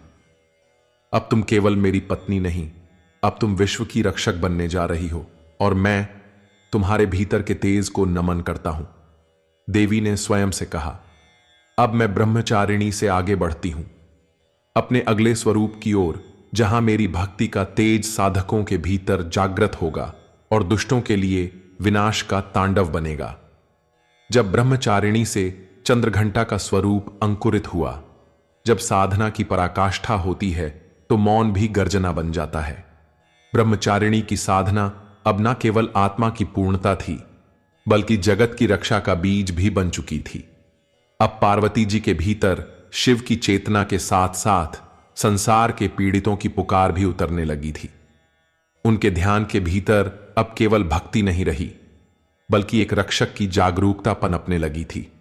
उन्होंने मन में कहा, मैंने आत्मा को जाना, अब मुझे दूसरों की आत्मा की रक्षा भी करनी है। उसी क्षण उनके मस्तक पर अर्धचंद्र का तेजस्वी प्रतीक प्रकट हुआ। देवताओं ने देखा, उनके माथे के समीप एक दिव्य घंटे की ध्वनि गूंजने लगी। इंद्र बोले, यह देवी चंद्रघंटा का स्वरूप है, जो अपने घंटे की ध्वनि से दुष्टों के मन में भय और भक्तों के हृदय में सुरक्षा का भाव भर देती है। इस स्वरूप से क्या सीख मिलती है? यह रूप हमें सिखाता है कि करुणा की भी एक सीमा होती है। जब अन्याय बढ़ जाए तो मौन को वाणी और प्रेम को शक्ति बनाना पड़ता है। एक साधक को केवल आत्मकल्याण तक सीमित नहीं रहना चाहिए। जब शक्ति जागे तो उसे सृष्टि के कल्याण में लगाना चाहिए। भीतर की नारी शक्ति कभी कमजोर नहीं होती। वो जब चाहे भक्ति से युद्ध तक की यात्रा तय कर सकती है। अब देवी ने धीरे से नेत्र खोले। उनका चेहरा शांत था, पर आंखों में चेतावनी की आभा थी। उन्होंने शिव से कहा, स्वामी, अब मैं केवल प्रेम नहीं, मैं रक्षा भी हूं। मैंने आपकी प्राप्ति के लिए तप किया, अब संसार की रक्षा के लिए अपने भीतर की रौद्र ऊर्जा को स्वीकार करती हूं। शिव मुस्कुराए, अब समय है कि तुम केवल साधना की प्रतीक न रहो, बल्कि सज्जनों की छाया और दुष्टों के लिए वज्र बनो। उसी क्षण देवी ब्रह्मचारिणी के भीतर चंद्रघंटा की घंटी बज उठी, और साथ ही तीसरे नवरात्र की लीला प्रारंभ हो गई। अब सीखने वाला जान गया कि जो भीतर सबसे शांत होता है, वही समय आने पर सबसे प्रचंड भी बनता है। तीसरा रूप, देवी चंद्रघंटा की कथा। जब देवी ने युद्ध के लिए स्वयं को स्वीकार किया, देवी पार्वती की साधना अब केवल शिव की प्राप्ति तक सीमित नहीं रही थी। वो साधना अब एक शांति की चिंगारी से युद्ध की मशाल बनने को तैयार थी। अभी तक उन्होंने केवल त्याग, मौन, संयम और करुणा को जिया था, पर संसार चुप नहीं था। दैत्यों का अत्याचार बढ़ चुका था और सत्य डगमगाने लगा था। एक दिन ब्रह्मा, विष्णु और महेश एक ही ध्यान में एकत्र हुए। विष्णु बोले, देवी को अब स्मरण करना होगा, पर इस बार भक्त नहीं, स्वयं शक्ति को ही जागना होगा। उसी क्षण कैलाश पर ध्यान मग्न देवी के नेत्र खुले। उन्होंने दूर ध्यान में देखा, असुरों का रक्तपात, स्त्रियों का अपमान, गौवध, गुरुओं की हत्या और धर्म की नींव हिलती हुई। देवी ने धीरे से उठते हुए कहा, अब मेरी करुणा को शस्त्र की धार में बदलने का समय है। उनकी देह से प्रकाश की तरंगें उठीं। वो शांत श्वास अब उग्र ओंकार बन चुकी थीं। मस्तक पर चंद्र का आकार प्रकट हुआ और उसी से निकली घंटी की दिव्य ध्वनि, जिसकी गूंज से सभी दैत्य थरथराने लगे। इंद्र ने देखा और कहा, देवी अब चंद्र घंटा बन चुकी है, जो सौंदर्य और शक्ति, करुणा और उग्रता सबको एक साथ धारण करती है। शास्त्रों में वर्णित है कि इस रूप में देवी के 10 हाथ होते हैं, जिनमें अस्त्र शस्त्र होते हैं। उनके मस्तक पर अर्धचंद्र होता है और उनका वाहन सिंह होता है। वे युद्ध भूमि में शांति बनाए रखने वाली देवी होती हैं। श्रोताओं को इस रूप से क्या सीख मिलती है? जब धैर्य की सारी सीमाएं टूट जाए, तब शांति को त्याग कर धर्म की रक्षा के लिए उठ खड़ा होना चाहिए। विनम्रता और वीरता एक ही स्त्री में सह अस्तित्व में हो सकते हैं। कि शक्ति को पूरी तरह पहचान ले, तब वो केवल पूजा का पात्र नहीं, बल्कि परिवर्तन का कारण बन जाता है। देवी ने अब नेत्र बंद कर मन में संकल्प लिया, अब मेरा प्रत्येक कदम पीड़ितों की रक्षा के लिए होगा और मेरी प्रत्येक घंटी की गूंज अधर्म के तारणहारों के अंत की घोषणा होगी। इस प्रकार चंद्र घंटा रूप जागृत हुआ और धर्म की रक्षा के लिए शक्ति ने शस्त्र को स्वीकार किया। जब देवी का पहला युद्ध शुरू हुआ, घंटी की पहली ध्वनि गूंजी और ब्रह्मांड में कंपन होने लगा। देवताओं ने सिर झुकाया, गंधर्वों ने वीणा रोक दी, ऋषियों ने अपनी जपमालाएं थाम लीं, क्योंकि अब शांति का सिंहासन रणभूमि में बदल चुका था। दैत्यों के राजा दुर्मुख ने तीनों लोकों में अत्याचार की सीमा पार कर दी थी। वेद जला दिए गए थे, यज्ञ स्थलों को तोड़ा जा रहा था और साधक अपमानित हो रहे थे। इंद्र की शक्ति छीन ली गई थी। देवराज अब पराजित खड़े थे। तब उन्होंने पुकारा, हे मां चंद्रघंटा, अब आप ही रक्षा करें। देवी ने सिंह पर आरूढ़ होकर गगन से उतरना प्रारंभ किया। तेज इतना प्रचंड था कि सूर्य भी कुछ क्षण के लिए लुप्त हो गया। उनके 10 हाथों में त्रिशूल, खड्ग, गदा, धनुष, कमंडल, कमल, हर अस्त्र जागृत हो चुका था। रणभूमि में कदम रखते ही दुर्मुख ने व्यंग्य करते हुए कहा, क्या अब स्त्रियां भी युद्ध करेंगी? हंसी आएगी मृत्यु को भी। देवी मुस्कुराईं, पर उनकी आंखों में करुणा नहीं, संकल्प की अग्नि थी। उन्होंने उत्तर दिया, जब पुरुष धर्म की रक्षा में असफल हो जाए तो शक्ति को हाथ उठाना पड़ता है। आज तेरी मृत्यु नहीं, तेरी सोच का अंत होगा। युद्ध शुरू हुआ। पहली बार ऐसा प्रतीत हुआ मानो काल स्वयं भी स्तब्ध हो गया हो। देवी के प्रहार से दुर्मुख के अस्त्र निष्क्रिय हो गए। घंटी की प्रत्येक ध्वनि उसके सैनिकों के हृदय को कंपा रही थी। अंततः त्रिशूल की एक गूंज के साथ दुर्मुख भूमि पर गिर पड़ा। रणभूमि में न कोई जयघोष था, न शोर, सिर्फ शांति थी। वो शांति जो केवल धर्म की विजय के बाद आती है। तो हम श्रोताओं को इस युद्ध से क्या सीख मिलती है? अन्याय चाहे जितना भी बड़ा हो, जब भीतर का संकल्प जागे तो अधर्म अधिक दिन नहीं टिकता। एक स्त्री तप, त्याग और प्रेम की मूर्ति हो सकती है, लेकिन जब धर्म को चुनौती मिले तो वही स्त्री रणचंडी बनकर इतिहास बदल देती है। कर्तव्य से बड़ा कोई प्रेम नहीं और धर्म से बड़ा कोई युद्ध नहीं। देवी ने अब अपने अस्त्र शांत किए। नेत्रों में पुनः शांति लौटी। उन्होंने कहा, मेरा युद्ध किसी देह से नहीं, उस अज्ञान से था जो स्त्री की शक्ति को कम आंकता है। अब चंद्रघंटा का संकल्प पूरा हुआ। बाद देवताओं ने चंद्रघंटा रूप को नमन किया। रणभूमि शांत हो चुकी थी। दुर्मुख का अंत हो गया था। सैनिक भाग चुके थे, पर आकाश में घंटी की ध्वनि अब भी गूंज रही थी। देवी सिंह पर आरूढ़ थीं, आंखें बंद, श्वास स्थिर, मानो अब वह शक्ति प्रलय के बाद की शांति बन चुकी हो। देवताओं ने आकाश से उतरकर रणभूमि को पुष्पों से ढक दिया। इंद्र, वरुण, यम, अग्नि सबने अपने अपने आयुध नीचे रख दिए और विनम्रता से शीश नवाया। इंद्र ने कहा, हे मां चंद्रघंटा, आज आपने हमें न केवल रक्षा दी बल्कि बताया कि शक्ति स्त्री का गहना नहीं, उसका स्वभाव है। ब्रह्मा ने कहा, आज संसार को एक नया मंत्र मिलेगा। जब कोई असहाय हो तो चंद्रघंटा का ध्यान करे। जब अन्याय बढ़ जाए तो नारी को रोकने के स्थान पर उसकी शक्ति को प्रणाम करे। शिव ने ध्यान में आंखें खोली और मुस्कुराकर बोले, शक्ति के इस रूप ने धर्म की नींव को फिर से सींचा है। अब वह स्त्री जो चुप रही, सहती रही, आज वह चंद्रघंटा बनकर सृष्टि की रक्षक बनी है। देवी ने सिंह से उतरकर अपने अस्त्रों को धरती पर रखा और सभी देवताओं की ओर देखा। उनकी वाणी गंभीर थी, पर करुणा से भरी हुई। मैं युद्ध नहीं चाहती, पर अगर धर्म को ठेस पहुंचे तो शक्ति मौन नहीं रहेगी। हर स्त्री के भीतर एक देवी है और जब वह जगती है तो समूचा संसार बदलता है। श्रोताओं को इस रूप से क्या सीख मिलती है? स्त्री को कमजोर समझना मानवता का सबसे बड़ा भ्रम है। वह जब प्रेम करती है तो ब्रह्मचारिणी होती है और जब अत्याचार का सामना करती है तो चंद्रघंटा बन जाती है।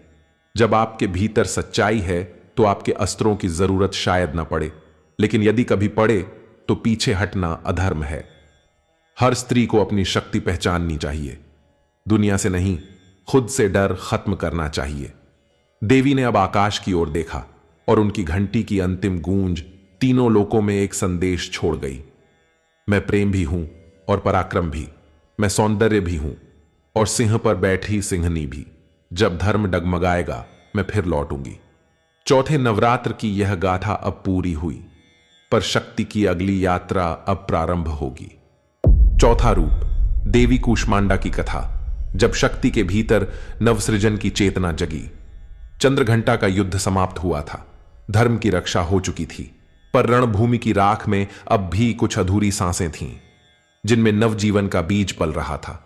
शिव ध्यान में मौन थे, देवता प्रशांत हो गए थे, और पार्वती वो अपने भीतर झांक रही थीं। अचानक एक क्षण आया जब देवी ने स्वप्न में एक आवाज सुनी। वो कोई और नहीं, उनकी अपनी आत्मा थी। शक्ति, अब तुमने विनाश को समझा, अब सृजन का भार तुम्हारा है। जिसने तप से ब्रह्म पाया, जिसने युद्ध से अधर्म मिटाया, अब वही प्रेम से ब्रह्मांड रचेगा। देवी ने श्वास ली। वो श्वास मात्र वायु नहीं थी, वो थी सृष्टि की पहली मुस्कान। श्रोताओं के लिए सीख, जब आप जीवन में युद्धों से बाहर आते हैं तो वहां एक नई शुरुआत जन्म लेना चाहती है। आप केवल संघर्ष करने नहीं आए, आप सृजन करने भी आए हैं। जब देवी ने अपने भीतर ब्रह्मांड का आकार देखा, देवी तप में नहीं थीं, युद्ध में भी नहीं। अब वे मौन थीं, पर वो मौन भी किसी महान निर्माण से पहले की निस्तब्धता था। आंखें बंद थीं, पर भीतर एक नया दृश्य पनप रहा था। सिर्फ रोशनी नहीं, गति, दिशा, ध्वनि, चेतना और समय। उनकी श्वास में गति थी और गति से निकली ध्वनि। उस ध्वनि से उठे कंपन, और कंपन से बना पहला बीज, सृजन का बीज। देवी के हृदय के भीतर ब्रह्मांड एक अंड के आकार में घूमने लगा। ना धरती थी, ना आकाश, ना सूरज था, ना चंद्रमा, बस शक्ति की मुस्कान थी, और उसके कंपन से बना कुष्मांड, ब्रह्मांडीय अंड। मैं हूं और मैं ही रचूंगी। जहां कुछ नहीं था, अब वहां सब कुछ होगा, क्योंकि मैंने निर्णय लिया है मुस्कुराने का। श्रोताओं को क्या सीख मिलती है? जब आप सबसे गहरे अंधकार से निकलें तो केवल सांस न लें, मुस्कुराएं, क्योंकि आपकी मुस्कान भी किसी के लिए ब्रह्मांड हो सकती है। जब देवी की मुस्कान से समय, दिशा और पंचतत्व प्रकट हुए। एक साधारण क्षण में जब देवी ने श्वास ली और हल्की सी मुस्कान ली, तो वो मुस्कान नवजीवन का सूत्र बन गई। उस कंपन से सबसे पहले उत्पन्न हुआ काल, जो कभी नहीं रुकता, कभी नहीं थमता, जिसकी धारा में हर जीव बंधा रहता है। फिर उसी ऊर्जा से निकली दिशाएं, पूर्व, पश्चिम, उत्तर, दक्षिण, और उनका विस्तार ऊपर और नीचे की ओर भी फैल गया। अब शून्य के भीतर स्थान का बोध जागा। उसके पश्चात प्रकट हुए पंचतत्व, आकाश जहां सब समा जाए, वायु जो जीवन दे, अग्नि जो रूप दे, जल जो गति दे, पृथ्वी जो ठहराव दे। देवी ने अपनी आंखें खोली और कहा, अब जो अंधकार था वहां मैं रोशनी भर रही हूं। मैं ब्रह्मांड नहीं रच रही, मैं उसे महसूस करा रही हूं। श्रोताओं के लिए सीख, आप जब मुस्कुराते हैं तो आपके भीतर भी विचारों, निर्णयों और कर्मों का ब्रह्मांड बनता है। हर दिन की शुरुआत सिर्फ दिन नहीं लाती, वो आपके भीतर के ब्रह्मांड को गति देती है। जब देवी ने अपने तेज से सूर्यमंडल की रचना की, अब तक केवल दिशा, तत्व और काल उत्पन्न हुए थे, परंतु सृष्टि को जीवन और गति देने के लिए एक चीज की आवश्यकता थी, प्रकाश। देवी ध्यानस्थ थीं, पर उनके भीतर एक नई ऊर्जा उमड़ रही थी। ऐसी ऊर्जा जिसे न छुआ जा सकता था, न रोका जा सकता था। उन्होंने गहराई से सांस ली और अपने हृदय से एक तेजोमयी किरण निकाली, जो जलती नहीं थी पर जलाने की क्षमता रखती थी, जो देखी नहीं जाती थी पर सब कुछ रोशन कर सकती थी। वह किरण बढ़ती गई और एक विशाल आग के गोले में बदल गई। वो था प्रथम सूर्य, जिसके चारों ओर समय घूमने लगा और जिससे जीवन की शुरुआत हुई। मैंने इसे सिर्फ प्रकाश देने को नहीं रचा, बल्कि इसलिए कि अंधकार को अब कोई बहाना न मिले। अब सूर्य के साथ साथ प्रकट हुए नवग्रह, तारे और तेज की वह माला, जिससे दिन रात और ऋतुओं की धारा बंधी। श्रोताओं के लिए सीख, आपके भीतर जो रोशनी है वह केवल आपको ही नहीं, दूसरों को दिशा देने के लिए भी उपजी है। एक विचार जब हृदय से निकले तो वह सूर्य बन सकता है। जब देवी ने सृष्टि को चेतना दी और प्राणवायु का संचार किया, अब तक सब कुछ था, दिशा थी, तत्व थे, सूर्य का प्रकाश था, पर सब स्थिर, निश्चेष्ट था। वृक्ष खड़े थे, जल बह रहा था, पृथ्वी बन चुकी थी, पर उनमें कोई जागृति नहीं थी। तब देवी कूष्मांडा ने अपनी करुणा से भरे नेत्र खोले, हृदय से एक मंद श्वास छोड़ी और कहा, अब मैं इसमें केवल अस्तित्व नहीं, आत्मा भरूंगी, हर तत्व को चेतना दूंगी, हर रूप को पहचान। उनकी श्वास से निकली प्राणवायु, जो वायु से भिन्न थी, ये गति नहीं, जीवन थी। ये वायु जैसे ही धरती, जल, अग्नि और आकाश से मिली, उनमें चेतना का संचार हुआ। जल अब केवल तरल नहीं था, उसमें कल कल की जीवंतता थी। वृक्ष अब हरे नहीं, संवेदनशील थे। हवा अब ठंडी नहीं, प्राणदायिनी थी। और फिर उसी चेतना से जीवों के बीज अंकुरित होने लगे। श्रोताओं के लिए सीख, हम सिर्फ शरीर नहीं हैं, हम उस चेतना की देन हैं जो प्रेम और करुणा से जन्मी है। जब आप किसी को सच्चे भाव से छूते हैं, आप उसमें भी प्राण फूंक सकते हैं।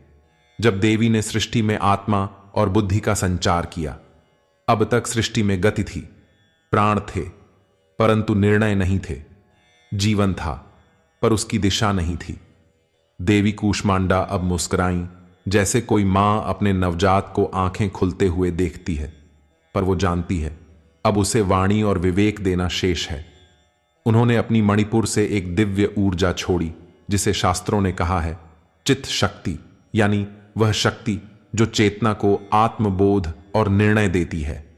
उस चित्त शक्ति ने हर जीव के भीतर जाकर उसे आत्मा का बोध कराया।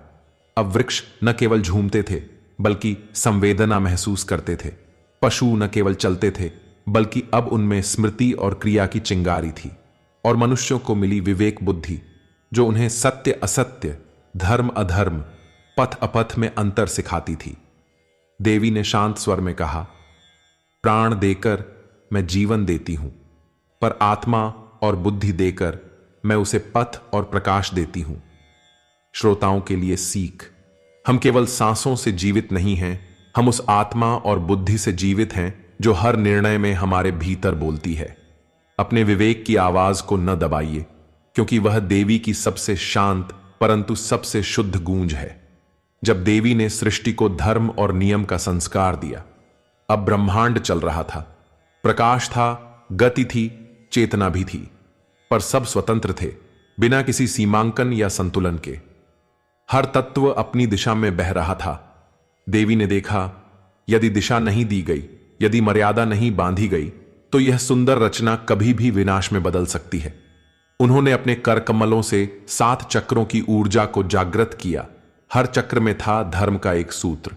उन्होंने वाणी में मंत्र फूंका, अब मैं इस सृष्टि में धर्म का बीज बोती हूं, जिससे हर जीव, हर तत्व अपने कर्तव्य की मर्यादा जान सके। उस क्षण से सूर्य ने दिशा बांध ली, पूर्व से पश्चिम। समुद्र ने किनारा जाना, वायु ने गति सीमित की, और मनुष्य को मिला धर्म, पाप, पुण्य, संयम और उद्देश्य का बोध। यह नियम बंधन नहीं, बल्कि सद्भाव का सूत्र थे, जिन्होंने सृष्टि को व्यवस्था, संतुलन और स्थिरता दी।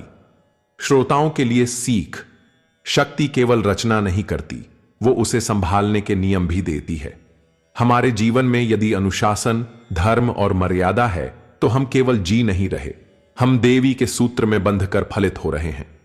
जब देवी ने सृष्टि को प्रेम, सौंदर्य और संगीत का स्पर्श दिया, सृष्टि अब गतिशील थी। हर तत्व अपनी मर्यादा में था, हर दिशा अपनी गति में थी। पर देवी की दृष्टि में अब भी एक खालीपन था। वृक्ष तो हरे थे, पर उनमें सौंदर्य नहीं था। नदी बहती थी, पर उसकी धारा में भाव नहीं था। मनुष्य जीवित था, पर हृदय अभी भी सूखा था। देवी ने मुस्कुराकर अपनी अंगुलियों से आकाश में हल्की सी लय फेंकी, और वो लय बन गई ध्वनि। ध्वनि से बना संगीत, और संगीत से जागा भाव। अब हर लहर की लय थी, हर पक्षी की पुकार में स्वर था, हर पेड़ की शाखा में नृत्य का स्पर्श था, और मनुष्य के भीतर प्रेम का बीज अंकुरित हुआ। देवी ने कहा, अब सृष्टि केवल टिकेगी नहीं, अब वो महसूस की जाएगी। प्रेम उसका प्राण होगा और संगीत उसका आत्मा।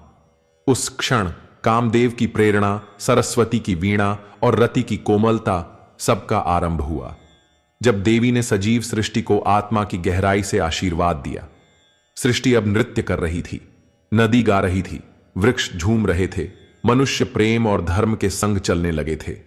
लेकिन देवी जानती थीं, सिर्फ गति से जीवन नहीं चलता, हर गति को दिशा देने के लिए उसके साथ आत्मीयता और आशीर्वाद चाहिए। तब उन्होंने अपने हृदय से एक कोमल तरंग छोड़ी, ना तेज थी ना ध्वनि, पर उसमें था मातृत्व, जो संतान को बिना बोले भी आशीर्वाद दे देता है। उन्होंने कहा, हे मेरी सृष्टि, मैंने तुम्हें नियम दिए, संगीत दिया, प्रेम दिया। अब मैं तुम्हें वह देती हूं जो तुम्हें मेरे से जोड़े रखेगा, मेरा आशीर्वाद। उस आशीर्वाद से मनुष्य के भीतर श्रद्धा जन्मी। वो जान गया, सिर्फ लेना नहीं, झुककर स्वीकारना भी सीखना चाहिए। देवताओं में भक्ति जागी, ऋषियों में साधना प्रकट हुई, गृहस्थ में कर्तव्य और स्त्रियों में सृजन का तेज। श्रोताओं के लिए सीख, जीवन तब पूर्ण होता है जब हम उसे कृपा की दृष्टि से देखते हैं। जिस सृष्टि को आप रोज देखते हैं वो किसी यंत्र से नहीं बनी, किसी मां के मौन आशीर्वाद से बनी है। जब देवी कूष्मांडा ने स्वयं को सृष्टि में समर्पित किया, सृष्टि अब पूर्ण थी। हर दिशा जीवंत, हर तत्व जागृत, हर प्राणी अपने मार्ग पर। अब कोई शून्यता नहीं थी। पर देवी जानती थीं, सृष्टि चलती रहे इसके लिए उसे शक्ति का स्थायी आधार चाहिए। उन्होंने शांत स्वर में कहा, मैं सृष्टि की जननी हूं, पर मैं इसका बोझ नहीं बनूंगी। मैं इसके भीतर समा जाऊंगी। जैसे प्रेम मां के हृदय में छिपा रहता है, वैसे ही मैं सृष्टि की आत्मा बन जाऊंगी। उन्होंने अपना तेज धूप की पहली किरण में समाया, अपनी करुणा वृक्षों की छाया में छोड़ी, अपनी शक्ति हर स्त्री के गर्भ में रख दी, ताकि जब वह जीवन दे तो सृष्टि मुस्कराए। फिर उन्होंने नेत्र मुंह लिए और स्वयं को हर जीव, हर कण, हर स्वर, हर स्पंदन में बांट दिया। अब देवी कूष्मांडा कहीं दिखती नहीं थीं, पर हर जगह थीं। जब कोई प्राण वायु लेता है वो देवी का आशीर्वाद है, जब कोई प्रेम करता है वो देवी की कोमलता है, और जब कोई निर्माण करता है वो देवी की प्रेरणा है। श्रोताओं के लिए सीख, सच्ची शक्ति वही है जो अपने अस्तित्व को मिटाकर किसी और को जीवित कर दे। देवी कूष्मांडा हमें सिखाती हैं कि रचना का सबसे ऊंचा रूप है समर्पण। अब जब भी कोई नया आरंभ करेगा, देवी कूष्मांडा उसकी सांस में होंगी। जब भी कोई सृजन करेगा वो उनकी छाया में होगा, और जब भी कोई मुस्कुराएगा वो देवी की स्मृति बन जाएगी। इस प्रकार पूर्ण होती है देवी कूष्मांडा की कथा, पर उनकी ऊर्जा सृष्टि में अनंत काल तक बनी रहेगी। पांचवां रूप, देवी स्कंद माता की कथा। जब शक्ति ने मां बनने का निर्णय लिया, सृष्टि अब गति में थी। हर जीव अपनी भूमिका निभा रहा था, पर एक कोना अभी भी खाली था। वो कोना न तर्क का था न निर्माण का, वो था ममता का, सुरक्षा का और उस एहसास का जहां एक शिशु आंखें खोलता है और सबसे पहले एक मां को देखता है। देवी ने अपने हृदय की सबसे कोमल परत को छुआ और कहा, अब मैं केवल रचयिता नहीं, अब मैं पालक बनूंगी। अब मैं किसी अस्त्र को नहीं, एक शिशु को गोद में उठाऊंगी। देवताओं ने यह सुनते ही पूछा, क्या आप युद्ध नहीं करेंगी अब? देवी ने मुस्कुराकर उत्तर दिया, मां की गोद भी रणभूमि से कम नहीं होती, जहां हर आंसू को शांति और हर डर को साहस में बदलना होता है। यही क्षण था जब देवी ने अपने भीतर स्कंद को धारण किया। वह वही पुत्र थे जो आगे चलकर महासेनानी कार्तिकेय कहलाएंगे। जब देवी स्कंद माता ने अपने पुत्र की रक्षा के लिए शस्त्र उठाने का संकल्प लिया, देवी अब मां थीं। स्कंद उनकी गोद में मुस्कुरा रहे थे, उनके छोटे छोटे हाथ देवी के गले से खेलते थे। पर यह स्नेह का क्षण अधिक देर टिक नहीं सका। दैत्यों ने जब यह जाना कि शक्ति का नया स्वरूप एक पुत्र के रूप में प्रकट हुआ है, तो वे भयभीत हो उठे। तारकासुर, वह असुर जिसे वरदान था कि उसे कोई भी नहीं मार सकता सिवाय शिव के पुत्र के, उसने आदेश दिया, इस स्कंद को बढ़ने से पहले ही समाप्त कर दो। देवी ने यह सुना और उनकी आंखों में ममता का प्रकाश अब रक्षण के तेज में बदलने लगा। उन्होंने स्कंद को गोद में उठाया और धीमे से कहा, तू केवल मेरा पुत्र नहीं, तू वायक इस युग की रक्षा की प्रतिज्ञा है। तेरी रक्षा का भार अब मेरी ममता नहीं, मेरा संकल्प उठाएगा। उन्होंने अपने पीछे रखे शस्त्रों की ओर देखा और वर्षों बाद त्रिशूल को फिर से उठाया। श्रोताओं के लिए सीख, ममता को कमजोरी समझने वाला शक्ति के सबसे रौद्र रूप को नहीं जानता। जब कोई मां अपने पुत्र की रक्षा के लिए उठती है, तो वह सिर्फ मां नहीं रहती, वो देवी बन जाती है। जब स्कंद का शैशव युद्ध की छाया में बीता और मां बनी उनकी पहली गुरु, देवताओं के लोक में हर्ष था, स्कंद का जन्म हुआ था। पर उनकी परवरिश में कभी झूले नहीं झूले गए, कभी लोरी नहीं गाई गई, क्योंकि यह बालक रण के लिए जन्मा था। मां स्कंद माता जानती थीं, जिस बालक के लिए तारकासुर जैसे असुर ने सेना भेजी हो, उसे सिर्फ वात्सल्य से नहीं, शस्त्र और शास्त्र दोनों से तैयार करना होगा। जब स्कंद पहली बार चंद्रमा की ओर इशारा करके मुस्कुराए तो मां ने कहा, पुत्र, जो ऊपर दिखे वो लक्ष्य नहीं, तू वह बन जिसे देखकर चंद्रमा भी प्रकाश पाने की प्रेरणा ले। मां ने उन्हें पहली बार धनुष छूना सिखाया, पर साथ ही हर अस्त्र का धर्म भी समझाया। शस्त्र उठाना आसान है, पर उसे सही कारण के लिए उठाना, यही धर्म है। स्कंद ने बचपन में ही संघर्ष और साधना को अपना खेल बना लिया। मां की आंखों में हर बार गर्व झलकता, पर हर रात वो अपने आंचल में सिंहनी की तरह चिंता भी छिपा लेती। श्रोताओं के लिए सीख, हर मां केवल लोरी नहीं देती, कुछ माएं रणनीति, विवेक और शक्ति भी सिखाती हैं। जिस बच्चे की पहली गुरु उसकी मां हो, वो जीवन में ना कभी भ्रमित होता है, ना पराजित। जब स्कंद ने पहली बार युद्ध देखा और मां की सीख बनी उनकी ढाल। स्कंद अब 5 वर्ष के थे। कमर में छोटा खड्ग, पीठ पर धनुष और आंखों में ऐसी गंभीरता जो वर्षों की साधना के बाद आती है। एक दिन आकाश में काले बादल की तरह असुरों की एक टुकड़ी देवभूमि की ओर बढ़ी। उनका उद्देश्य था स्कंद का अपहरण। देवता घबरा उठे। वो बालक था, पर बालक में था तेज ऐसा कि तारकासुर का वरदान टूट सकता था। स्कंद ने जब सेना को आते देखा तो वो डरे नहीं। उन्होंने मां की आंखों में देखा। मां मुस्कुराई और कहा, पुत्र, युद्ध डर से नहीं, धर्म की याद से लड़ा जाता है। तू शस्त्र उठा, पर क्रोध नहीं, विवेक साथ ले।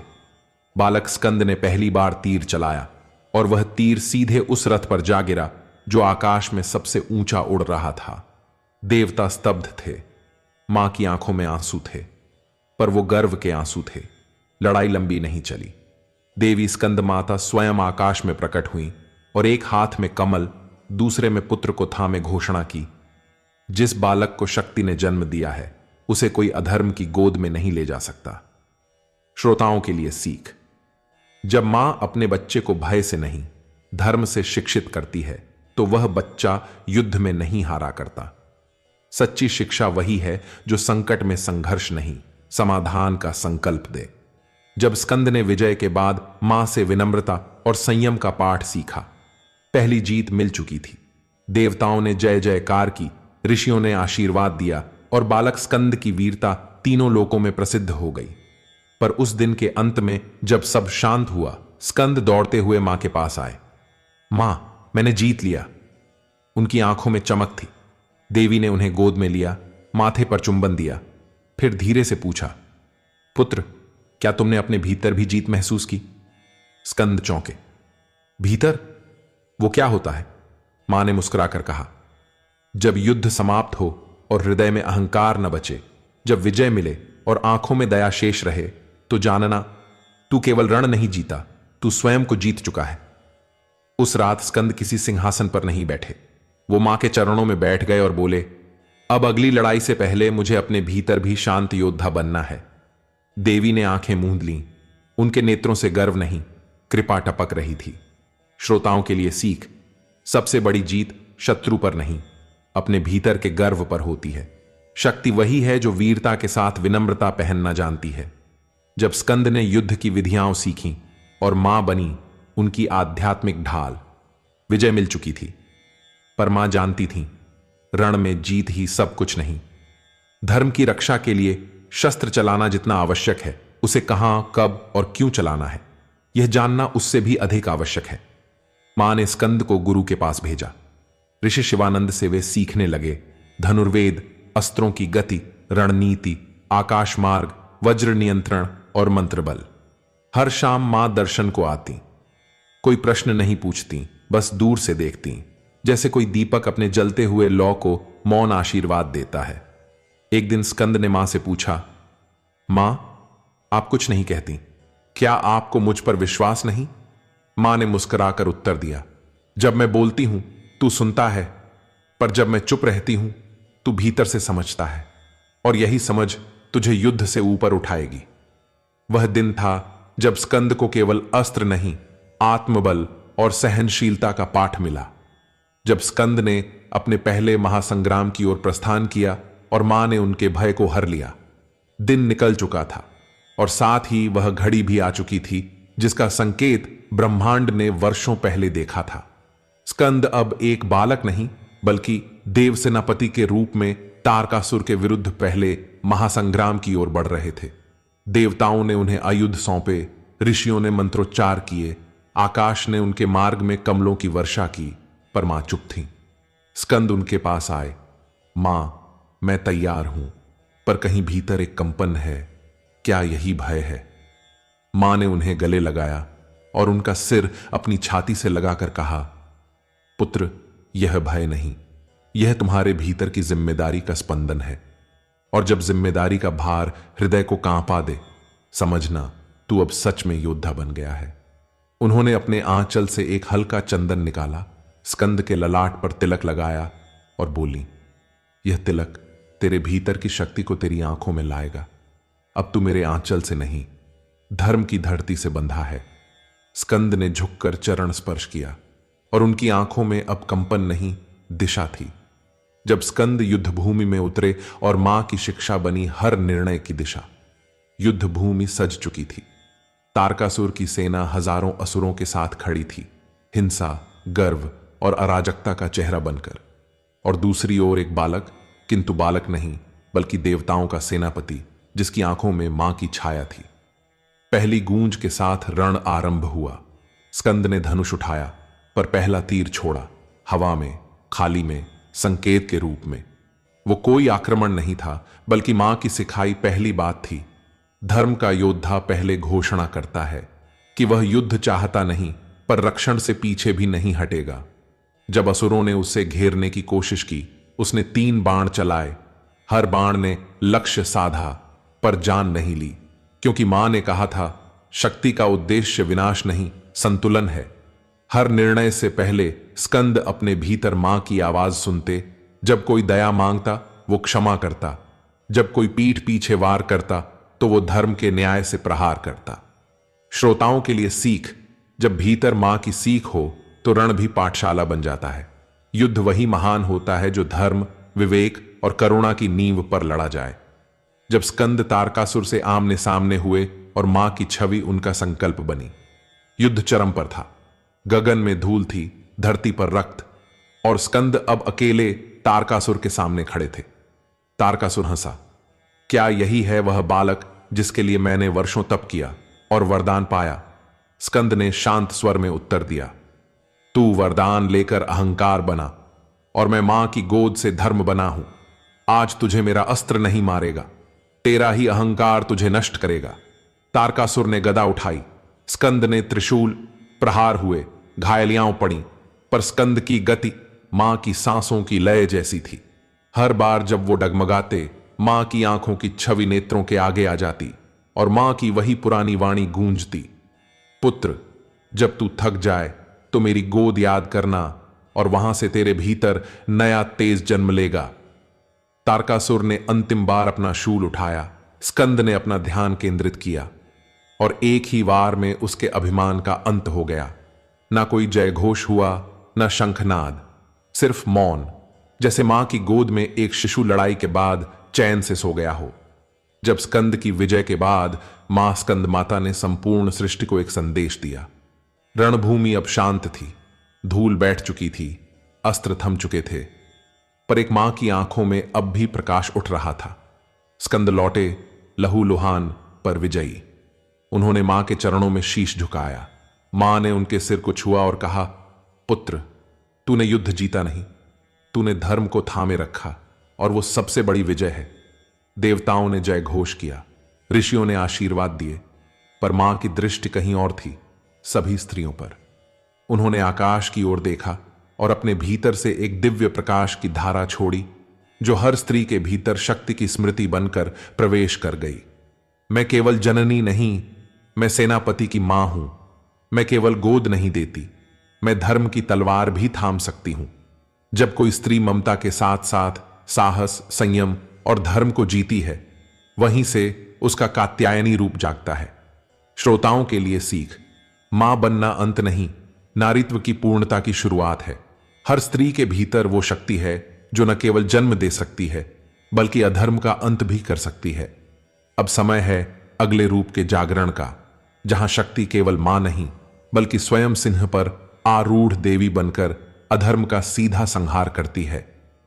छठा रूप, देवी कात्यायनी की कथा।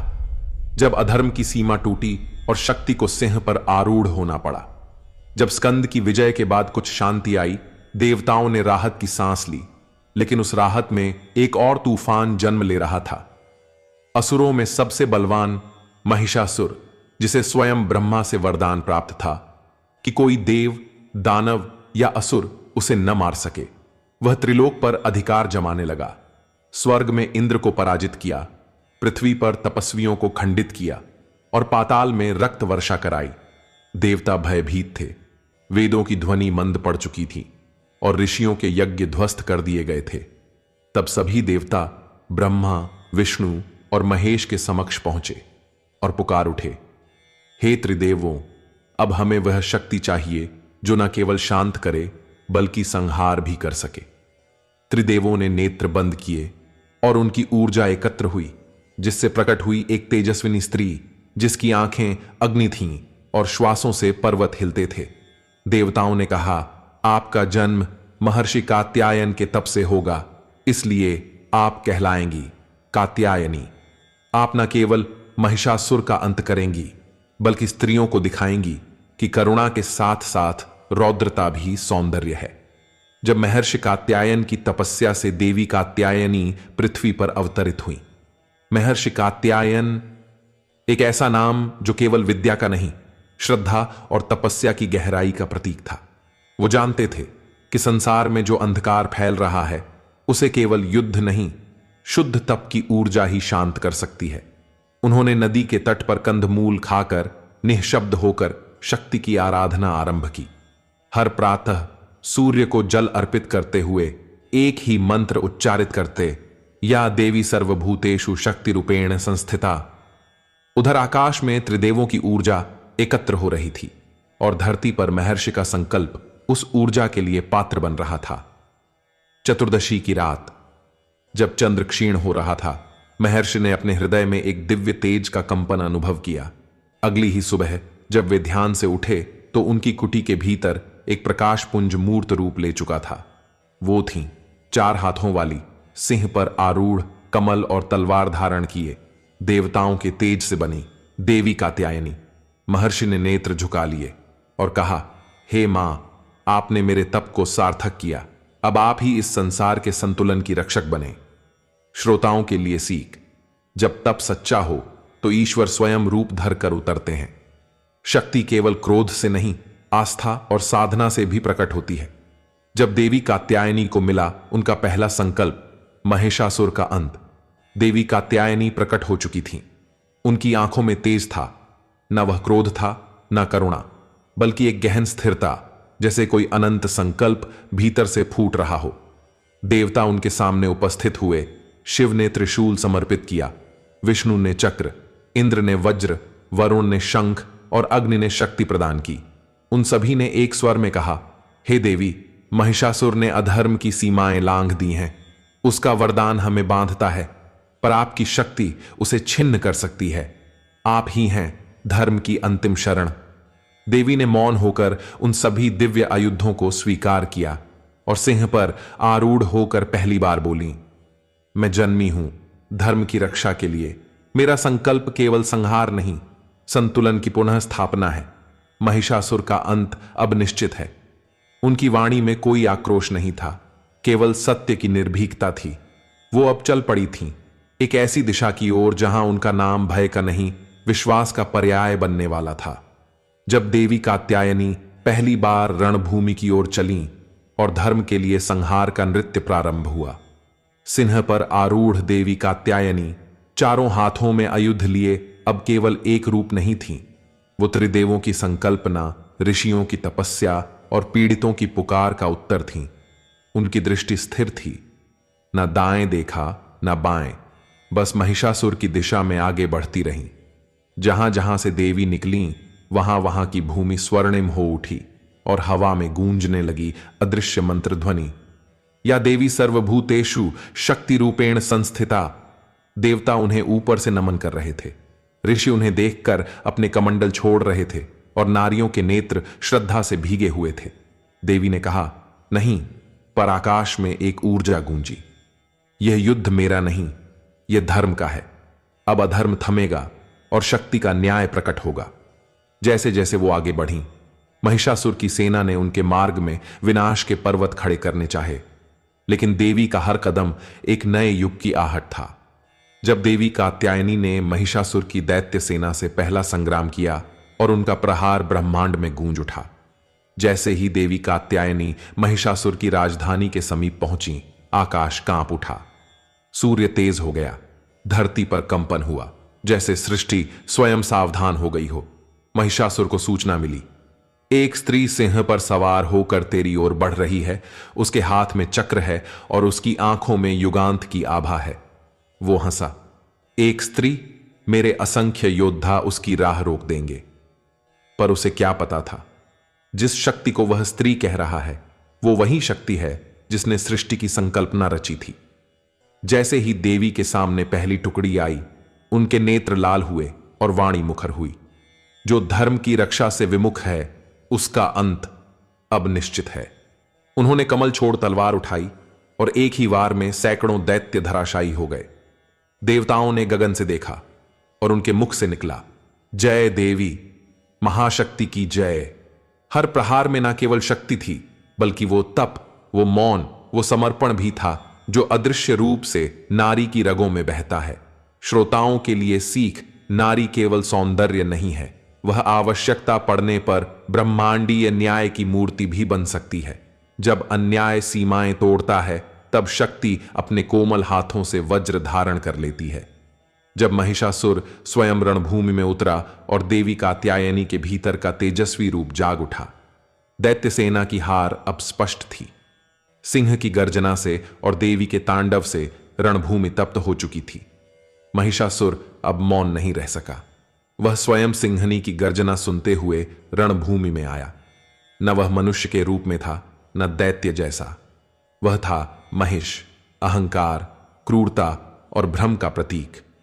उसकी माया चलती थी।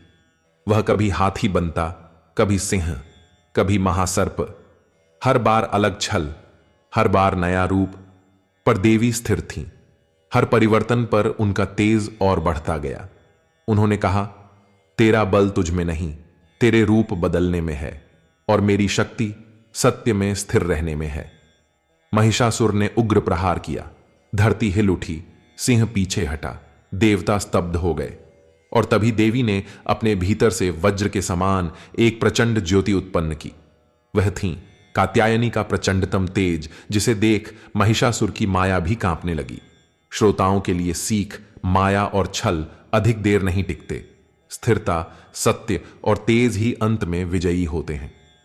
जब जीवन आपको भ्रमित करे, तब आप अपने भीतर उस देवी को याद करें जो हर रूप बदलने वाले को पहचान लेती है। जब देवी कात्यायनी ने महिषासुर की माया को तोड़ा और उसके अंतिम रूप का सामना किया, महिषासुर ने अंतिम दांव खेला। उसने अपने भीतर की माया को अंतिम सीमा तक फैलाया। अब वह केवल आकार नहीं बदल रहा था, वह मस्तिष्क को भ्रमित कर रहा था। कभी लगता वह पीछे है, कभी वह हवा में, कभी स्वयं देवी का ही प्रतिबिंब बनकर उनके सम्मुख खड़ा हो जाता। आकाश धूल से भर गया, पृथ्वी कांप रही थी और क्षण भर को समस्त ब्रह्मांड चुप हो गया। देवताओं की श्वासें थम गईं। क्या यह देवी की पराजय का क्षण था? पर देवी कात्यायनी स्थिर रहीं। उनके नेत्रों में अब कोई क्रोध नहीं था, वहां था केवल ज्ञान का प्रकाश। उन्होंने आंखें मूंदी और कहा, माया मुझसे बाहर नहीं, मेरे भीतर है। जब मैं अपने भीतर स्थिर हो जाऊं, तो बाहर का कोई भ्रम मुझे छू भी नहीं सकता। उन्होंने शंख बजाया और उनकी आभा से महिषासुर की माया जलने लगी। हर रूप बिखरने लगा। सिंह, गज, नाग सब ढह गए। अब वह केवल एक असहाय महिष था, सांसें तेज, नेत्र भयभीत, और सामने खड़ी थी संपूर्ण सत्य की मूर्ति कात्यायनी।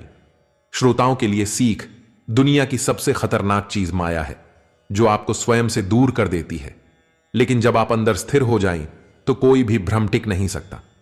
जब देवी कात्यायनी ने महिषासुर का संहार किया और ब्रह्मांड में धर्म का सूर्य दोबारा उदित हुआ, महिषासुर अब न तो सिंह था, न गज, न नाग। वह अब केवल अपने अपराधों का बोझ उठाए एक थका हुआ असहाय महिष था। देवी कात्यायनी सिंह से उतरकर धीरे धीरे उसकी ओर बढ़ी। हर कदम उनके तेज से भूमि पर कमल खिले और आकाश मंत्रमुग्ध हो उठा। महिषासुर कांपता हुआ बोला, मुझे मारना तुम्हारा धर्म हो सकता है, पर दया? देवी मुस्कुराई, मैं दया की देवी भी हूं, पर जब कोई बार बार धर्म का अपमान करे तो मेरी दया संहार बन जाती है। तू मारा नहीं जा रहा, तेरे भीतर के अधर्म का अंत हो रहा है। उन्होंने त्रिशूल उठाया, एक आघात, और महिषासुर धरती पर गिर पड़ा। त्रिलोक में मौन छा गया। फिर गगन से देवताओं ने शंख बजाया, ऋषियों ने वेद गाए, और स्त्रियों की आंखों से श्रद्धा के आंसू बहने लगे। सूर्य पहले से अधिक तेजस्वी था, हवा में चंपा की गंध थी, और जीवन में धर्म फिर से जाग उठा था। श्रोताओं के लिए सीख, जब बुराई बार बार सिर उठाए तब शक्ति को उठना ही होता है, और जब धर्म को फिर से स्थिर करना हो तो स्त्री की ममता भी रण का रूप ले सकती है।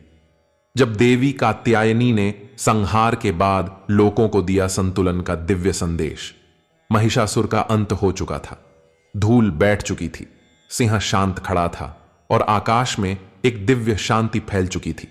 देवता हाथ जोड़े खड़े थे, ऋषियों के नेत्र नम थे, और पृथ्वी मां की तरह हल्की मुस्कान में डूबी थी।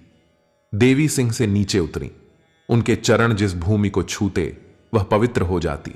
उन्होंने दोनों हाथ आकाश की ओर उठाए और कहा, हे त्रिलोक, मैं शक्ति हूं, मैं सृजन भी हूं, संहार भी, लेकिन मेरा परम स्वरूप संतुलन है। जब तुम धर्म से हटोगे मुझे आना ही होगा, पर जब तुम धर्म के पथ पर चलोगे मैं तुम्हारे भीतर ही रहूंगी, मां बनकर, बुद्धि बनकर, शांति बनकर। देवताओं ने प्रश्न किया, हे मां, क्या आप अब विदा लेंगी? देवी ने मुस्कुराकर उत्तर दिया, नहीं, मैं विदा नहीं लेती। मैं हर नारी के भीतर रहूंगी। जब वह अन्याय के विरुद्ध उठेगी तो उसमें मेरा ही तेज जागेगा। फिर उन्होंने आकाश की ओर देखा और धीरे धीरे अपने तेज को सृष्टि में विलीन कर दिया। जब देवी कात्यायनी ने स्वयं को शांत किया और अगले युग के अंधकार से पहले चेताया, देवी अब मौन थीं।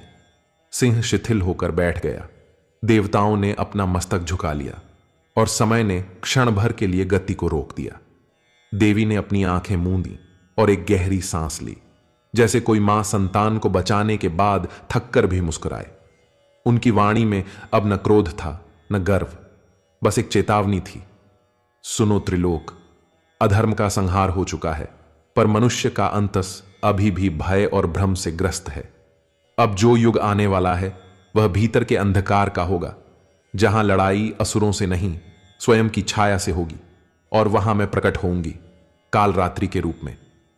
देवताओं ने पूछा, हे मां, क्या आप फिर से युद्ध करेंगी?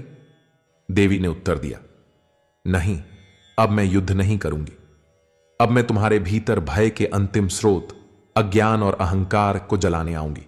मेरा अगला रूप होगा ना सौंदर्य ना कोमलता, बल्कि वह रात जो प्रकाश का जन्म देती है। फिर देवी कात्यायनी धीरे धीरे प्रकाश में विलीन हो गई और उनके स्थान पर छाया में एक अग्नितुल्य रूप काल रात्रि की प्रतीक्षा में खड़ा था।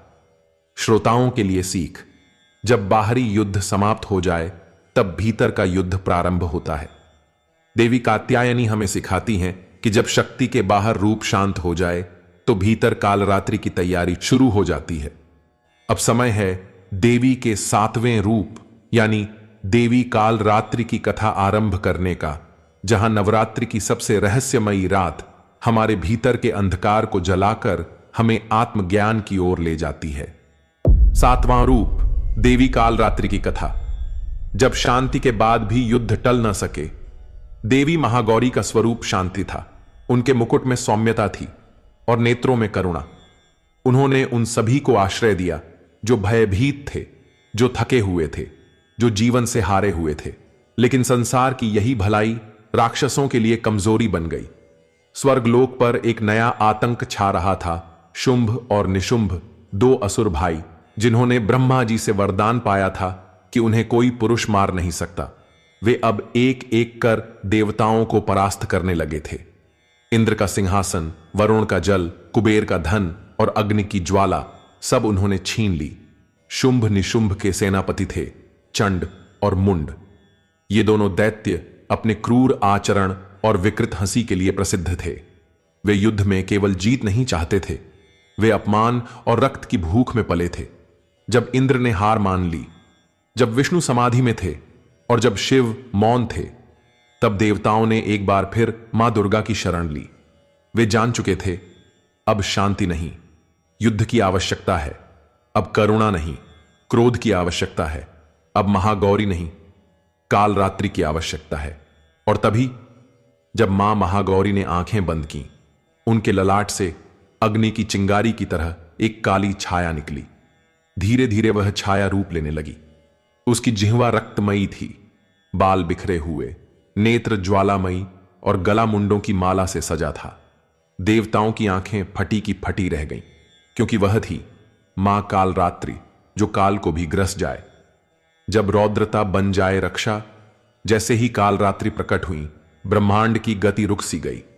देवता थरथर कांपने लगे, गंधर्वों के गीत रुक गए और पृथ्वी की सांसें धीमी हो गईं। मां काल रात्रि का शरीर काजल से भी गहरा था। उनकी जिह्वा रक्त से लिपटी थी और उनकी सांसों से लपटें निकल रही थीं। यह कोई देवी नहीं, मानो स्वयं काल था। सिंह पर आरूढ़ होकर उन्होंने रणभूमि की ओर प्रस्थान किया। वहीं चंड और मुंड, शुंभ निशुंभ के सबसे निकट सेनापति, स्वर्गलोक में विजय का मद पी रहे थे। उन्होंने सुना कि एक नई स्त्री शक्ति प्रकट हुई है, पर उनका अभिमान ऐसा था कि बोले, एक और औरत, उसे भी पकड़ लाओ जैसे बाकी को लाए थे। उनकी सेना ने देवी को चारों ओर से घेर लिया। असुरों की तलवारें आकाश को चीरने लगीं, पर देवी काल रात्रि मौन रहीं। उनके नेत्रों की ज्वाला ही पर्याप्त थी असुरों को भस्म करने के लिए। फिर जैसे ही चंड और मुंड सामने आए, मां काल रात्रि ने भीषण अट्टहास किया। उस अट्टहास से पर्वत हिल गए, समुद्र लहराने लगे और दिशाएं कांप गईं। उन्होंने खड्ग उठाई और एक ही प्रहार में असुरों की पंक्तियां धराशायी हो गईं। फिर चंड ने अपने विशाल गदा से प्रहार किया, पर देवी ने उसकी भुजा ही काट दी। मुंड ने अग्निबाण चलाया, पर मां ने उसे मुख से खींच लिया और निगल गई। अंततः जब चंड और मुंड दोनों घायल होकर गिरे, देवी ने अपने खड्ग से दोनों का सिर काट लिया और उन्हें अपने त्रिशूल पर टांग कर युद्ध भूमि के मध्य अट्टहास किया। यही दृश्य शास्त्रों में दर्ज है। देवी महात्म्य के अनुसार, तयोश्च निष्कृत्य शिरोसधि जघान चंडमुंडयो, दुर्गा सप्तशती, अध्याय 7। अर्थात देवी ने चंड और मुंड का वध कर उनके सिर काट दिए। अब युद्ध समाप्त नहीं हुआ था, क्योंकि शुंभ और निशुंभ अब स्वयं रणभूमि में उतरने वाले थे। जब रक्त से सना युद्ध हो, मातृत्व का प्रतीक, काल रात्रि ने जब चंड और मुंड का वध किया, तो रणभूमि में एक पल को नीरवता छा गई। रक्त की धाराएं भूमि पर बह रही थीं और देवी का खड्ग अब भी टपक रहा था। उन्होंने दोनों असुरों के कटी हुई मुंड अपने त्रिशूल पर टांगे और जैसे ही वे आकाश की ओर मुख उठाकर अट्टहास करती हैं, पूरा ब्रह्मांड उनके चरणों में झुक जाता है। देवताओं ने पुष्प वर्षा की और स्वर्गलोक में घंटियां बज उठीं। मां तब सीधी देवी अंबिका के समक्ष पहुंची और उनके चरणों में चंड मुंड का सिर अर्पित कर बोली, हे भगवती, चंड और मुंड अब नहीं रहे, आपकी आज्ञा का पालन हुआ। देवी अंबिका ने प्रेम पूर्वक उनकी ओर देखा और कहा, हे महाकाली, आज से तुम चामुंडा के नाम से विख्यात हो, क्योंकि तुमने चंड और मुंड का संहार किया है। यही क्षण था जब काल रात्रि मां चामुंडा बन गई। पर रणभूमि समाप्त नहीं हुआ था, क्योंकि चंड और मुंड के सिर देखकर शुंभ और निशुंभ का क्रोध 7वें आसमान पर पहुंच गया था। शुंभ गरजते हुए बोला, एक नारी ने हमारे सेनापतियों का वध किया है। अब हम स्वयं उतरेंगे युद्ध में और उस देवी को अपने सिंहासन के नीचे रौंद देंगे। अब युद्ध का अंतिम चरण प्रारंभ होने वाला था, पर इस बार देवी अकेली नहीं थी। उनके हर अंग से एक नई शक्ति प्रकट हो रही थी। एक आंख से ब्रह्माणी, दूसरी से माहेश्वरी, हृदय से वैष्णवी, कर से कौमारी और स्वयं चामुंडा कालरात्रि उन शक्तियों की अधिष्ठात्री बनी। जब स्वयं शक्ति को पुकारना पड़े अपनी ही भीतर से। रणभूमि की धूल अब रक्त से सनी हुई थी। चंडमुंड का सिर शुंभ निशुंभ के सामने पटक दिया गया था। उनके नेत्रों में जलन थी, पर उस जलन में भक्ति नहीं, अपमान था। शुंभ गरजता है, हमने ब्रह्मा से वर लिया था, हमें कोई पुरुष नहीं मार सकता, लेकिन ये स्त्रियां, ये तो अब सत्ता छीनने लगी हैं। वह अपनी सेना को तैयार करता है। रथों की गर्जना, शंखों की ध्वनि और तलवारों की टंकार से पूरा आकाश कांप उठता है। देवी कालरात्रि अब चामुंडा अपने क्रोध को संयम में बांधकर खड़ी होती हैं, पर वो जानती थीं यह युद्ध अकेले नहीं लड़ा जा सकता। तभी उनकी दोनों भ्रिकुटियों से तेज प्रकाश निकलता है और उनके शरीर से निकलती हैं कई देवियां। ब्रह्मा के तेज से ब्रह्माणी, विष्णु से वैष्णवी, शिव से माहेश्वरी, इंद्र से इंद्रानी, अग्नि से वाराही, यम से चामुंडा स्वयं और शक्ति का सर्वोच्च तेज महाशक्ति। ये सभी देवियां देवी के अंगों से निकलीं, जैसे नदी समुद्र से निकलती है। ये वही प्रसंग है जो देवी महात्म्य अध्याय 8 में बताया गया है, जहां मां दुर्गा अपने शरीर से सभी मातृ शक्तियों को उत्पन्न करती हैं। अब रणभूमि एक बार फिर जीवित हो चुकी थी। एक ओर था असुरों का महासागर और दूसरी ओर थीं अष्टमातृकाएं, जिनकी आंखों में करुणा नहीं, केवल धर्म की रक्षा का संकल्प था। शुंभ ने आकाश से बाणों की वर्षा की, निशुंभ ने पृथ्वी को हिला देने वाले गदा प्रहार की, लेकिन देवी की एक दृष्टि से उनकी सारी शक्ति चूर चूर हो रही थी।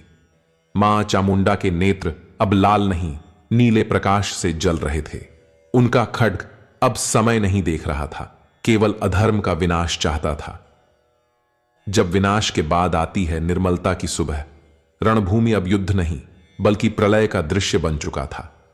चामुंडा का खड्ग हवा में बिजली की तरह घूमता था और हर दिशा से राक्षसी सिर धरती पर गिरते जा रहे थे। निशुंभ ने जब देखा कि उसकी सेना समाप्त हो चुकी है, तो वह स्वयं आगे बढ़ा। उसका शरीर पर्वत सा विशाल और गदा अग्नि जैसी प्रज्वलित, लेकिन मां चामुंडा अब थमने को तैयार नहीं थी। उनकी सवारी सिंह दहाड़ रहा था, जैसे खुद भी युद्ध में उतरना चाहता हो। मां ने एक ही वार में निशुंभ को भूमि पर गिरा दिया। अब केवल शुंभ शेष था, वह अकेला बचा था, पर अहंकार अभी तक जिंदा था। वह बोला, तुम अकेली नहीं, कई देवियों को बुलाया है, यदि तुम स्वयं हो तो अकेले लड़ो। देवी चुप रहीं, फिर मुस्कुराईं और बोली, मैं ही ब्रह्माणी हूं, मैं ही वैष्णवी, मैं ही चामुंडा और मैं ही कालरात्रि। मैं ही एक हूं अनेक रूपों में। इतना कहते ही सभी देवियाओं मां के भीतर विलीन हो गईं। अब रणभूमि में फिर से एक ही शक्ति थी, मां कालरात्रि। फिर हुआ अंतिम प्रहार, खड्ग चमका, वायुमंडल कांपा और शुंभ भी समाप्त हो गया। देवताओं ने स्तुति की, पृथ्वी पर हर ओर दीप जलाए गए, पर देवी शांत थीं। उनका शरीर अब भी काला था, बाल बिखरे हुए, नेत्रों में तेज कम, थकान अधिक। देवताओं ने प्रार्थना की, हे मां, अब कृपा करो, अब अपनी शांति की छाया दो। यही क्षण था जब देवी हिमालय की ओर चली, गंगा जल से स्नान किया और जो विकराल काली थीं, अब वह बन गईं मां महागौरी। कालरात्रि का यह रूप ही अंत में महागौरी बना, जहां रौद्रता शांत हो जाती है और शक्ति सौंदर्य में परिवर्तित होती है। 8वां रूप, देवी महागौरी की कथा। जब भस्म के नीचे छुपा हो शुद्ध प्रकाश। अभी कुछ ही क्षण पहले रणभूमि की धूल रक्त से सनी हुई थी। मां कालरात्रि का अट्टहास दिशाओं में गूंज रहा था, लेकिन अब मां थक चुकी थीं। देह पर असंख्य धूल की परतें थीं, जटाएं उलझ चुकी थीं। नेत्रों में रौद्रता की जगह अब एक गहरा मौन था। वे हिमालय की ओर बढ़ीं, वहीं जहां बचपन बीता था, जहां एक कन्या के रूप में उन्होंने पहले शिव को पाने का संकल्प लिया था। उनकी स्मृतियों में शैलपुत्री ब्रह्मचारिणी, चंद्रघंटा, हर रूप जैसे धीमे धीमे आंखों के सामने आने लगा। अब युद्ध समाप्त हो चुका था। अब शक्ति को फिर से शांति की ओर लौटना था। वे पहुंची गंगा तट पर। गंगा जल की शीतल धाराओं में जैसे ही उन्होंने स्नान किया, वह रात्रि का तम धीरे धीरे उज्ज्वल ज्योति में बदलने लगा। उनका कालेपन से ढका शरीर अब चांदनी सा गौर हो चुका था। बाल संवर चुके थे, नेत्र शांत थे, माथे पर चमकती बिंदु और वस्त्र पूर्ण उज्ज्वल श्वेत। वह थीं मां महागौरी, जिसने अंधकार को भी अपनाया और उसे खुद से ढोकर प्रकाश बना लिया। इस रूप में देवी केवल सौंदर्य की प्रतीक नहीं है, वह तप की पराकाष्ठा है, जहां तप शरीर को नहीं आत्मा को उज्ज्वल करता है। जब सौंदर्य सिर्फ रूप नहीं, तप का तेज बन जाए। गंगा जल में स्नान कर जब मां प्रकट हुईं, तो देवता आश्चर्य में पड़ गए। यह वही थीं जिन्होंने अभी कुछ समय पूर्व काल की रात में राक्षसों को निगला था, पर अब उनका स्वरूप वैसा नहीं था। देह अब कालेपन से मुक्त थी, नेत्रों में अब ज्वाला नहीं बल्कि करुणा और धैर्य की कोमल रोशनी थी। उनकी मुद्रा स्थिर, चेहरा ऐसा जैसे स्वर्ग का दर्पण हो। गौरी शुद्ध, निर्मल, उज्ज्वल। लेकिन यह उज्ज्वलता केवल बाहरी नहीं थी, यह उस साधना का फल था जिसकी शुरुआत ब्रह्मचारिणी के रूप में हुई थी, जहां कठोर तप से उन्होंने अपने अस्तित्व को शिवमय किया और कालरात्रि बनने तक उन्होंने अपने भीतर की आग को थामे रखा, संघर्ष में रची बसी, फिर भी संतुलित। अब वह अग्नि शीतल प्रकाश में बदल गई थी। गौरी केवल एक सौंदर्य की देवी नहीं है, वह उस सत्य की देवी हैं जो बताती हैं कि युद्ध के बाद भी मन शांत हो सकता है, कि अंधकार के बीच भी कोई अपनी आत्मा को उज्ज्वल रख सकता है। उनका यह रूप युवतियों के लिए प्रेरणा था, गृहस्थों के लिए संतुलन और साधकों के लिए साधना की अंतिम परिणति। उन्होंने जब गंगा से बाहर आकर हिमालय की भूमि पर पांव रखा, तो पेड़ झुक गए, वायु मंद हो गई और चारों दिशाओं में मधुर घंटियां बजने लगीं, मानो प्रकृति खुद कह रही हो, जिसने रौद्रता में धैर्य पाया वही सच्चा गौरव है, वही है महागौरी। जब मौन भीतर गर्जना करता है, मां अब पूर्णतः शांत थीं, पर उनकी मौनता में भी एक अनसुनी गर्जना थी, जैसे कोई कह रहा हो, जो स्त्री सहन करती है वह कभी कमजोर नहीं होती, वह बस अपनी शक्ति को पहचान रही होती है। देवताओं ने पूछा, हे देवी, अब जब आप युद्ध से निवृत्त हो चुकी हैं, तो क्या आप विश्राम करेंगी? मां ने उत्तर दिया, जहां जहां मेरे नाम का स्मरण होगा वहां मेरी करुणा पहुंचेगी, लेकिन जो मुझे केवल सौंदर्य समझकर भुला देंगे, वे मेरी भीतर छुपी आग को नहीं पहचान पाएंगे। मां महागौरी को 3 रूपों में समझा जाता है। युवती के लिए वह उस शक्ति का प्रतीक है जो संसार से डरकर नहीं, प्रेम से आगे बढ़ती है। पत्नी के लिए वह शिवप्रिया हैं, जिन्होंने कठिन तप और धैर्य से अपने ईश्वर को पाया। साधक के लिए वह शक्ति है जो अंदर के अंधकार को धोकर आत्मा को उजला बनाती है। उनके भक्त कहते हैं, जो मां महागौरी का नवरात्रि में ध्यान करता है, उसके सारे पाप धुल जाते हैं, उसकी अधूरी इच्छाएं पूर्ण होती हैं और उसे जीवन में अद्भुत तेज, सौंदर्य और समाधान प्राप्त होता है। उनकी आराधना से दाम्पत्य जीवन सुधरता है और मन को ऐसी शांति मिलती है जैसे वर्षों से बुझा दीपक फिर से जल उठा हो। महागौरी का तेज बाहर दिखता है, पर वह तेज भीतर की साधना से उपजा है, क्योंकि जो भीतर से तपता है वही बाहर से चमकता है। जब संपूर्ण बनती है वो शक्ति जो शिव को भी पूर्ण कर दे। हिमालय की शांत भूमि पर बैठी मां महागौरी अपने भीतर एक गहरा संतुलन महसूस कर रही थी। ना कोई क्रोध, ना कोई द्वंद्व, ना कोई चाह। उनकी साधना पूर्ण थी, धैर्य की कसौटी पार हो चुकी थी और उनके हृदय में केवल शिव बसते थे। उधर कैलाश पर बैठे शिव योग में लीन, पर अंतर्मन में स्पंदन, क्योंकि उन्हें झांत था, मेरी अर्धांगिनी अब केवल साधिका नहीं रही, वह अब पूर्ण शक्ति बन चुकी है। देवताओं ने शिव को मां महागौरी के तप और रूपांतरण की कथा सुनाई। शिव मुस्कुराए और ध्यान खोलकर बोले, अब समय आ गया है कि शक्ति और शिव 2 नहीं, फिर से एक हो जाए। जैसे ही शिव मां के समक्ष प्रकट हुए, मां ने उन्हें उसी मुस्कान से देखा जिससे वर्षों पहले हिमालय में देखा था, पर इस बार वह मुस्कान केवल प्रेम की नहीं थी, वह पूर्णता की थी।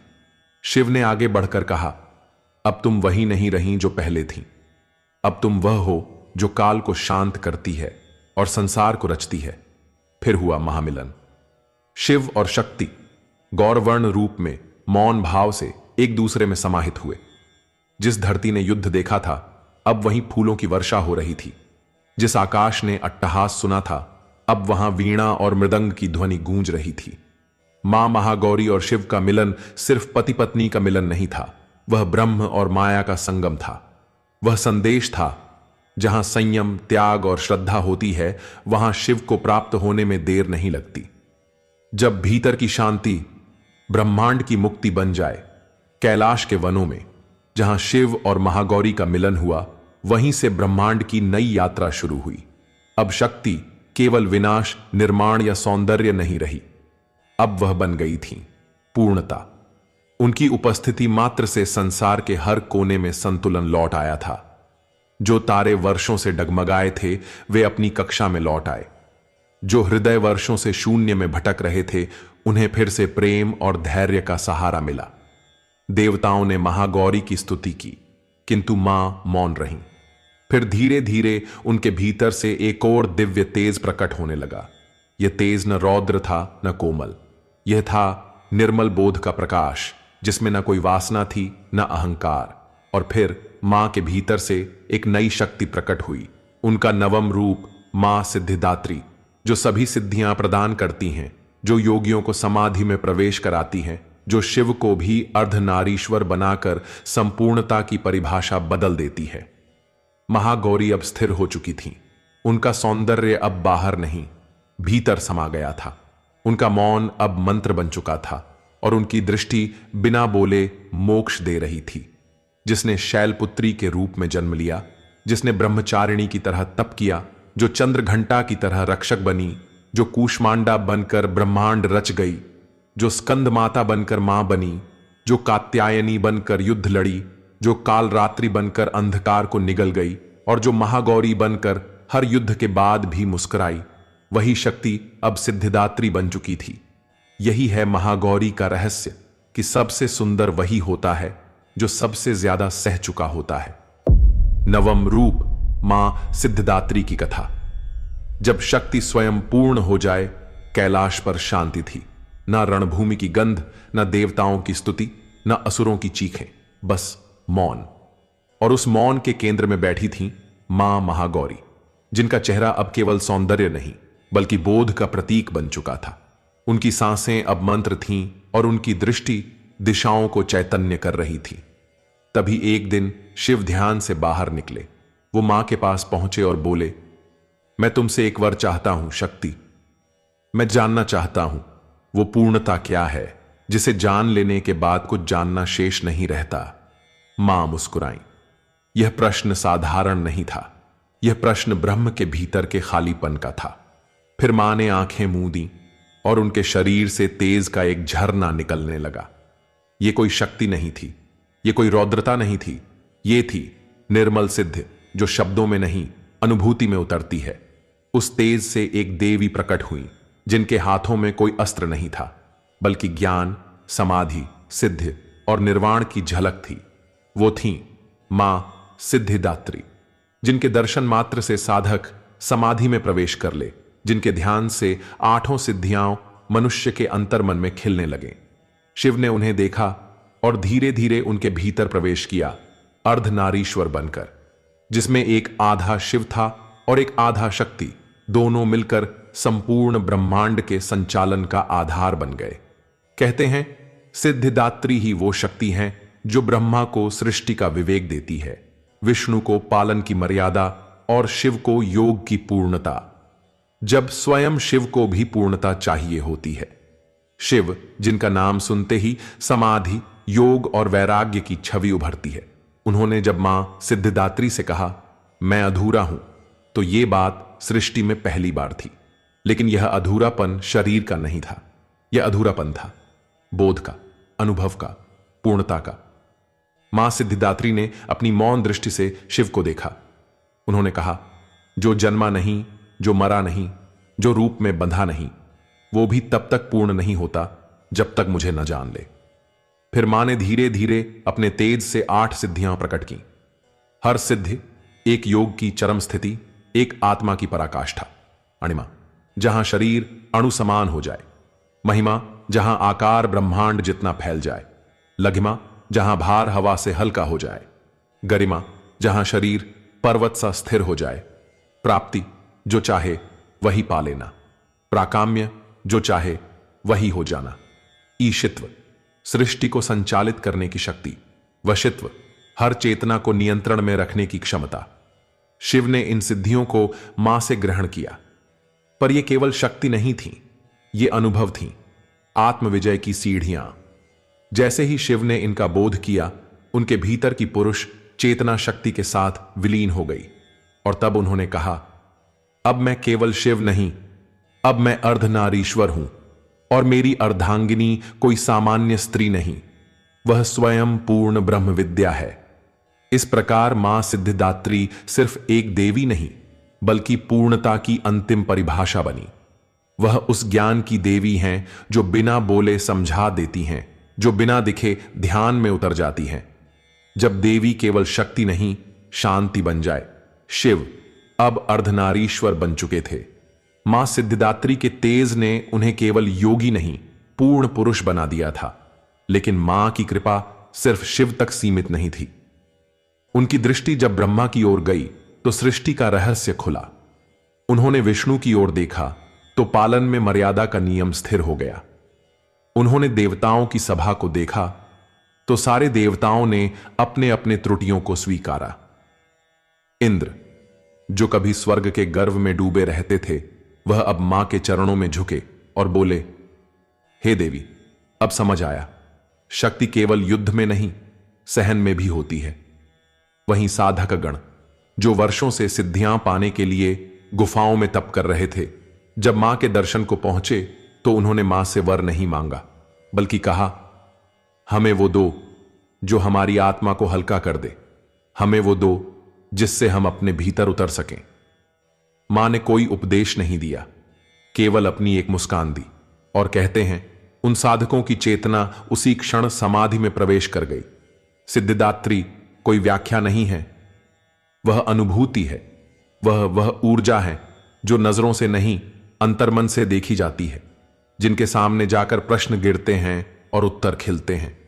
उन्होंने संसार को यही सिखाया कि ब्रह्मांड की यात्रा सिर्फ ज्ञान या शक्ति की नहीं होती, बल्कि ज्ञान प्लस शक्ति के संतुलन की होती है, और वही संतुलन सिद्धिदात्री हैं। जब 9 रातों की शक्ति एक ही ज्योति में समा जाए, नवरात्रि की 9 रातें पूरी हो चुकी थीं। हर रात एक रूप को समर्पित थी। हर रात में एक स्त्री के भीतर छुपी एक नई शक्ति उजागर हुई थी। पहली रात मां शैलपुत्री बनी, दूसरी ब्रह्मचारिणी, फिर चंद्रघंटा, कूष्मांडा, स्कंदमाता, कात्यायनी, कालरात्रि, महागौरी, और अब सब कुछ मां सिद्धिदात्री में सिमट रहा था। संसार थम कर देख रहा था, कैसे एक एक रूप, एक एक ज्योति बनकर मां के भीतर लौट रहा है। मां के शरीर में अब ना कोई रंग था, ना कोई क्रोध, ना युद्ध का कंपन, ना सौंदर्य का आकर्षण, बस एक निर्विकार तेज, जैसे सूर्य की किरणें भी उसके आगे झुक जाईं। देवताओं ने कहा, हे मां, आपने तो हर रूप में हमारा साथ दिया, रक्षक बनी, सृजनकर्ता बनी, विध्वंसक बनी, अब आप क्या बनेंगी? मां ने मुस्कुराकर उत्तर दिया, अब मैं कुछ नहीं बनूंगी, अब जो है वही मैं हूं। क्योंकि जब स्त्री स्वयं को पहचान लेती है, तब उसे और कुछ बनना नहीं पड़ता। उस उत्तर में ब्रह्मा मौन हो गए, विष्णु नतमस्तक हो गए, और शिव, जिनमें शक्ति समाई थी, अब पूरी तरह स्थिर हो गए। मां सिद्धिदात्री के रूप में नवरात्रि की यह यात्रा एक साधिका से परब्रह्म तक की यात्रा बन चुकी थी। जब देवी कुछ न कहे पर सब समझा दे, वो सुबह नवरात्रि की सबसे शांत सुबह थी। न कोई घंटियों की गूंज, न कोई यज्ञ की आहट, सिर्फ एक सन्नाटा जो भीतर उतर रहा था। भक्त मां सिद्धिदात्री के समक्ष एकत्र थे, लेकिन मां बोल नहीं रही थीं। उनकी आंखें बंद थीं, मुख पर मंद मुस्कान, और आभा इतनी प्रबल कि 1000 दीपकों का प्रकाश भी उसके सामने फीका लगे।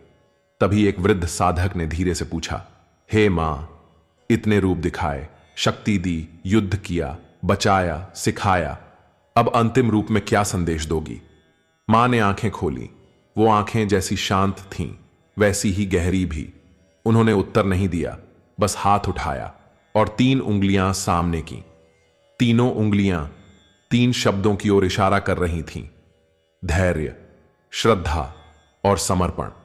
मां ने फिर मौन में कहा, धैर्य से तप करो, श्रद्धा से देखो और समर्पण से सब मुझे सौंप दो, क्योंकि तुम जितना पकड़ोगे उतना टूटोगे, पर जब छोड़ दोगे तब सब पा जाओगे।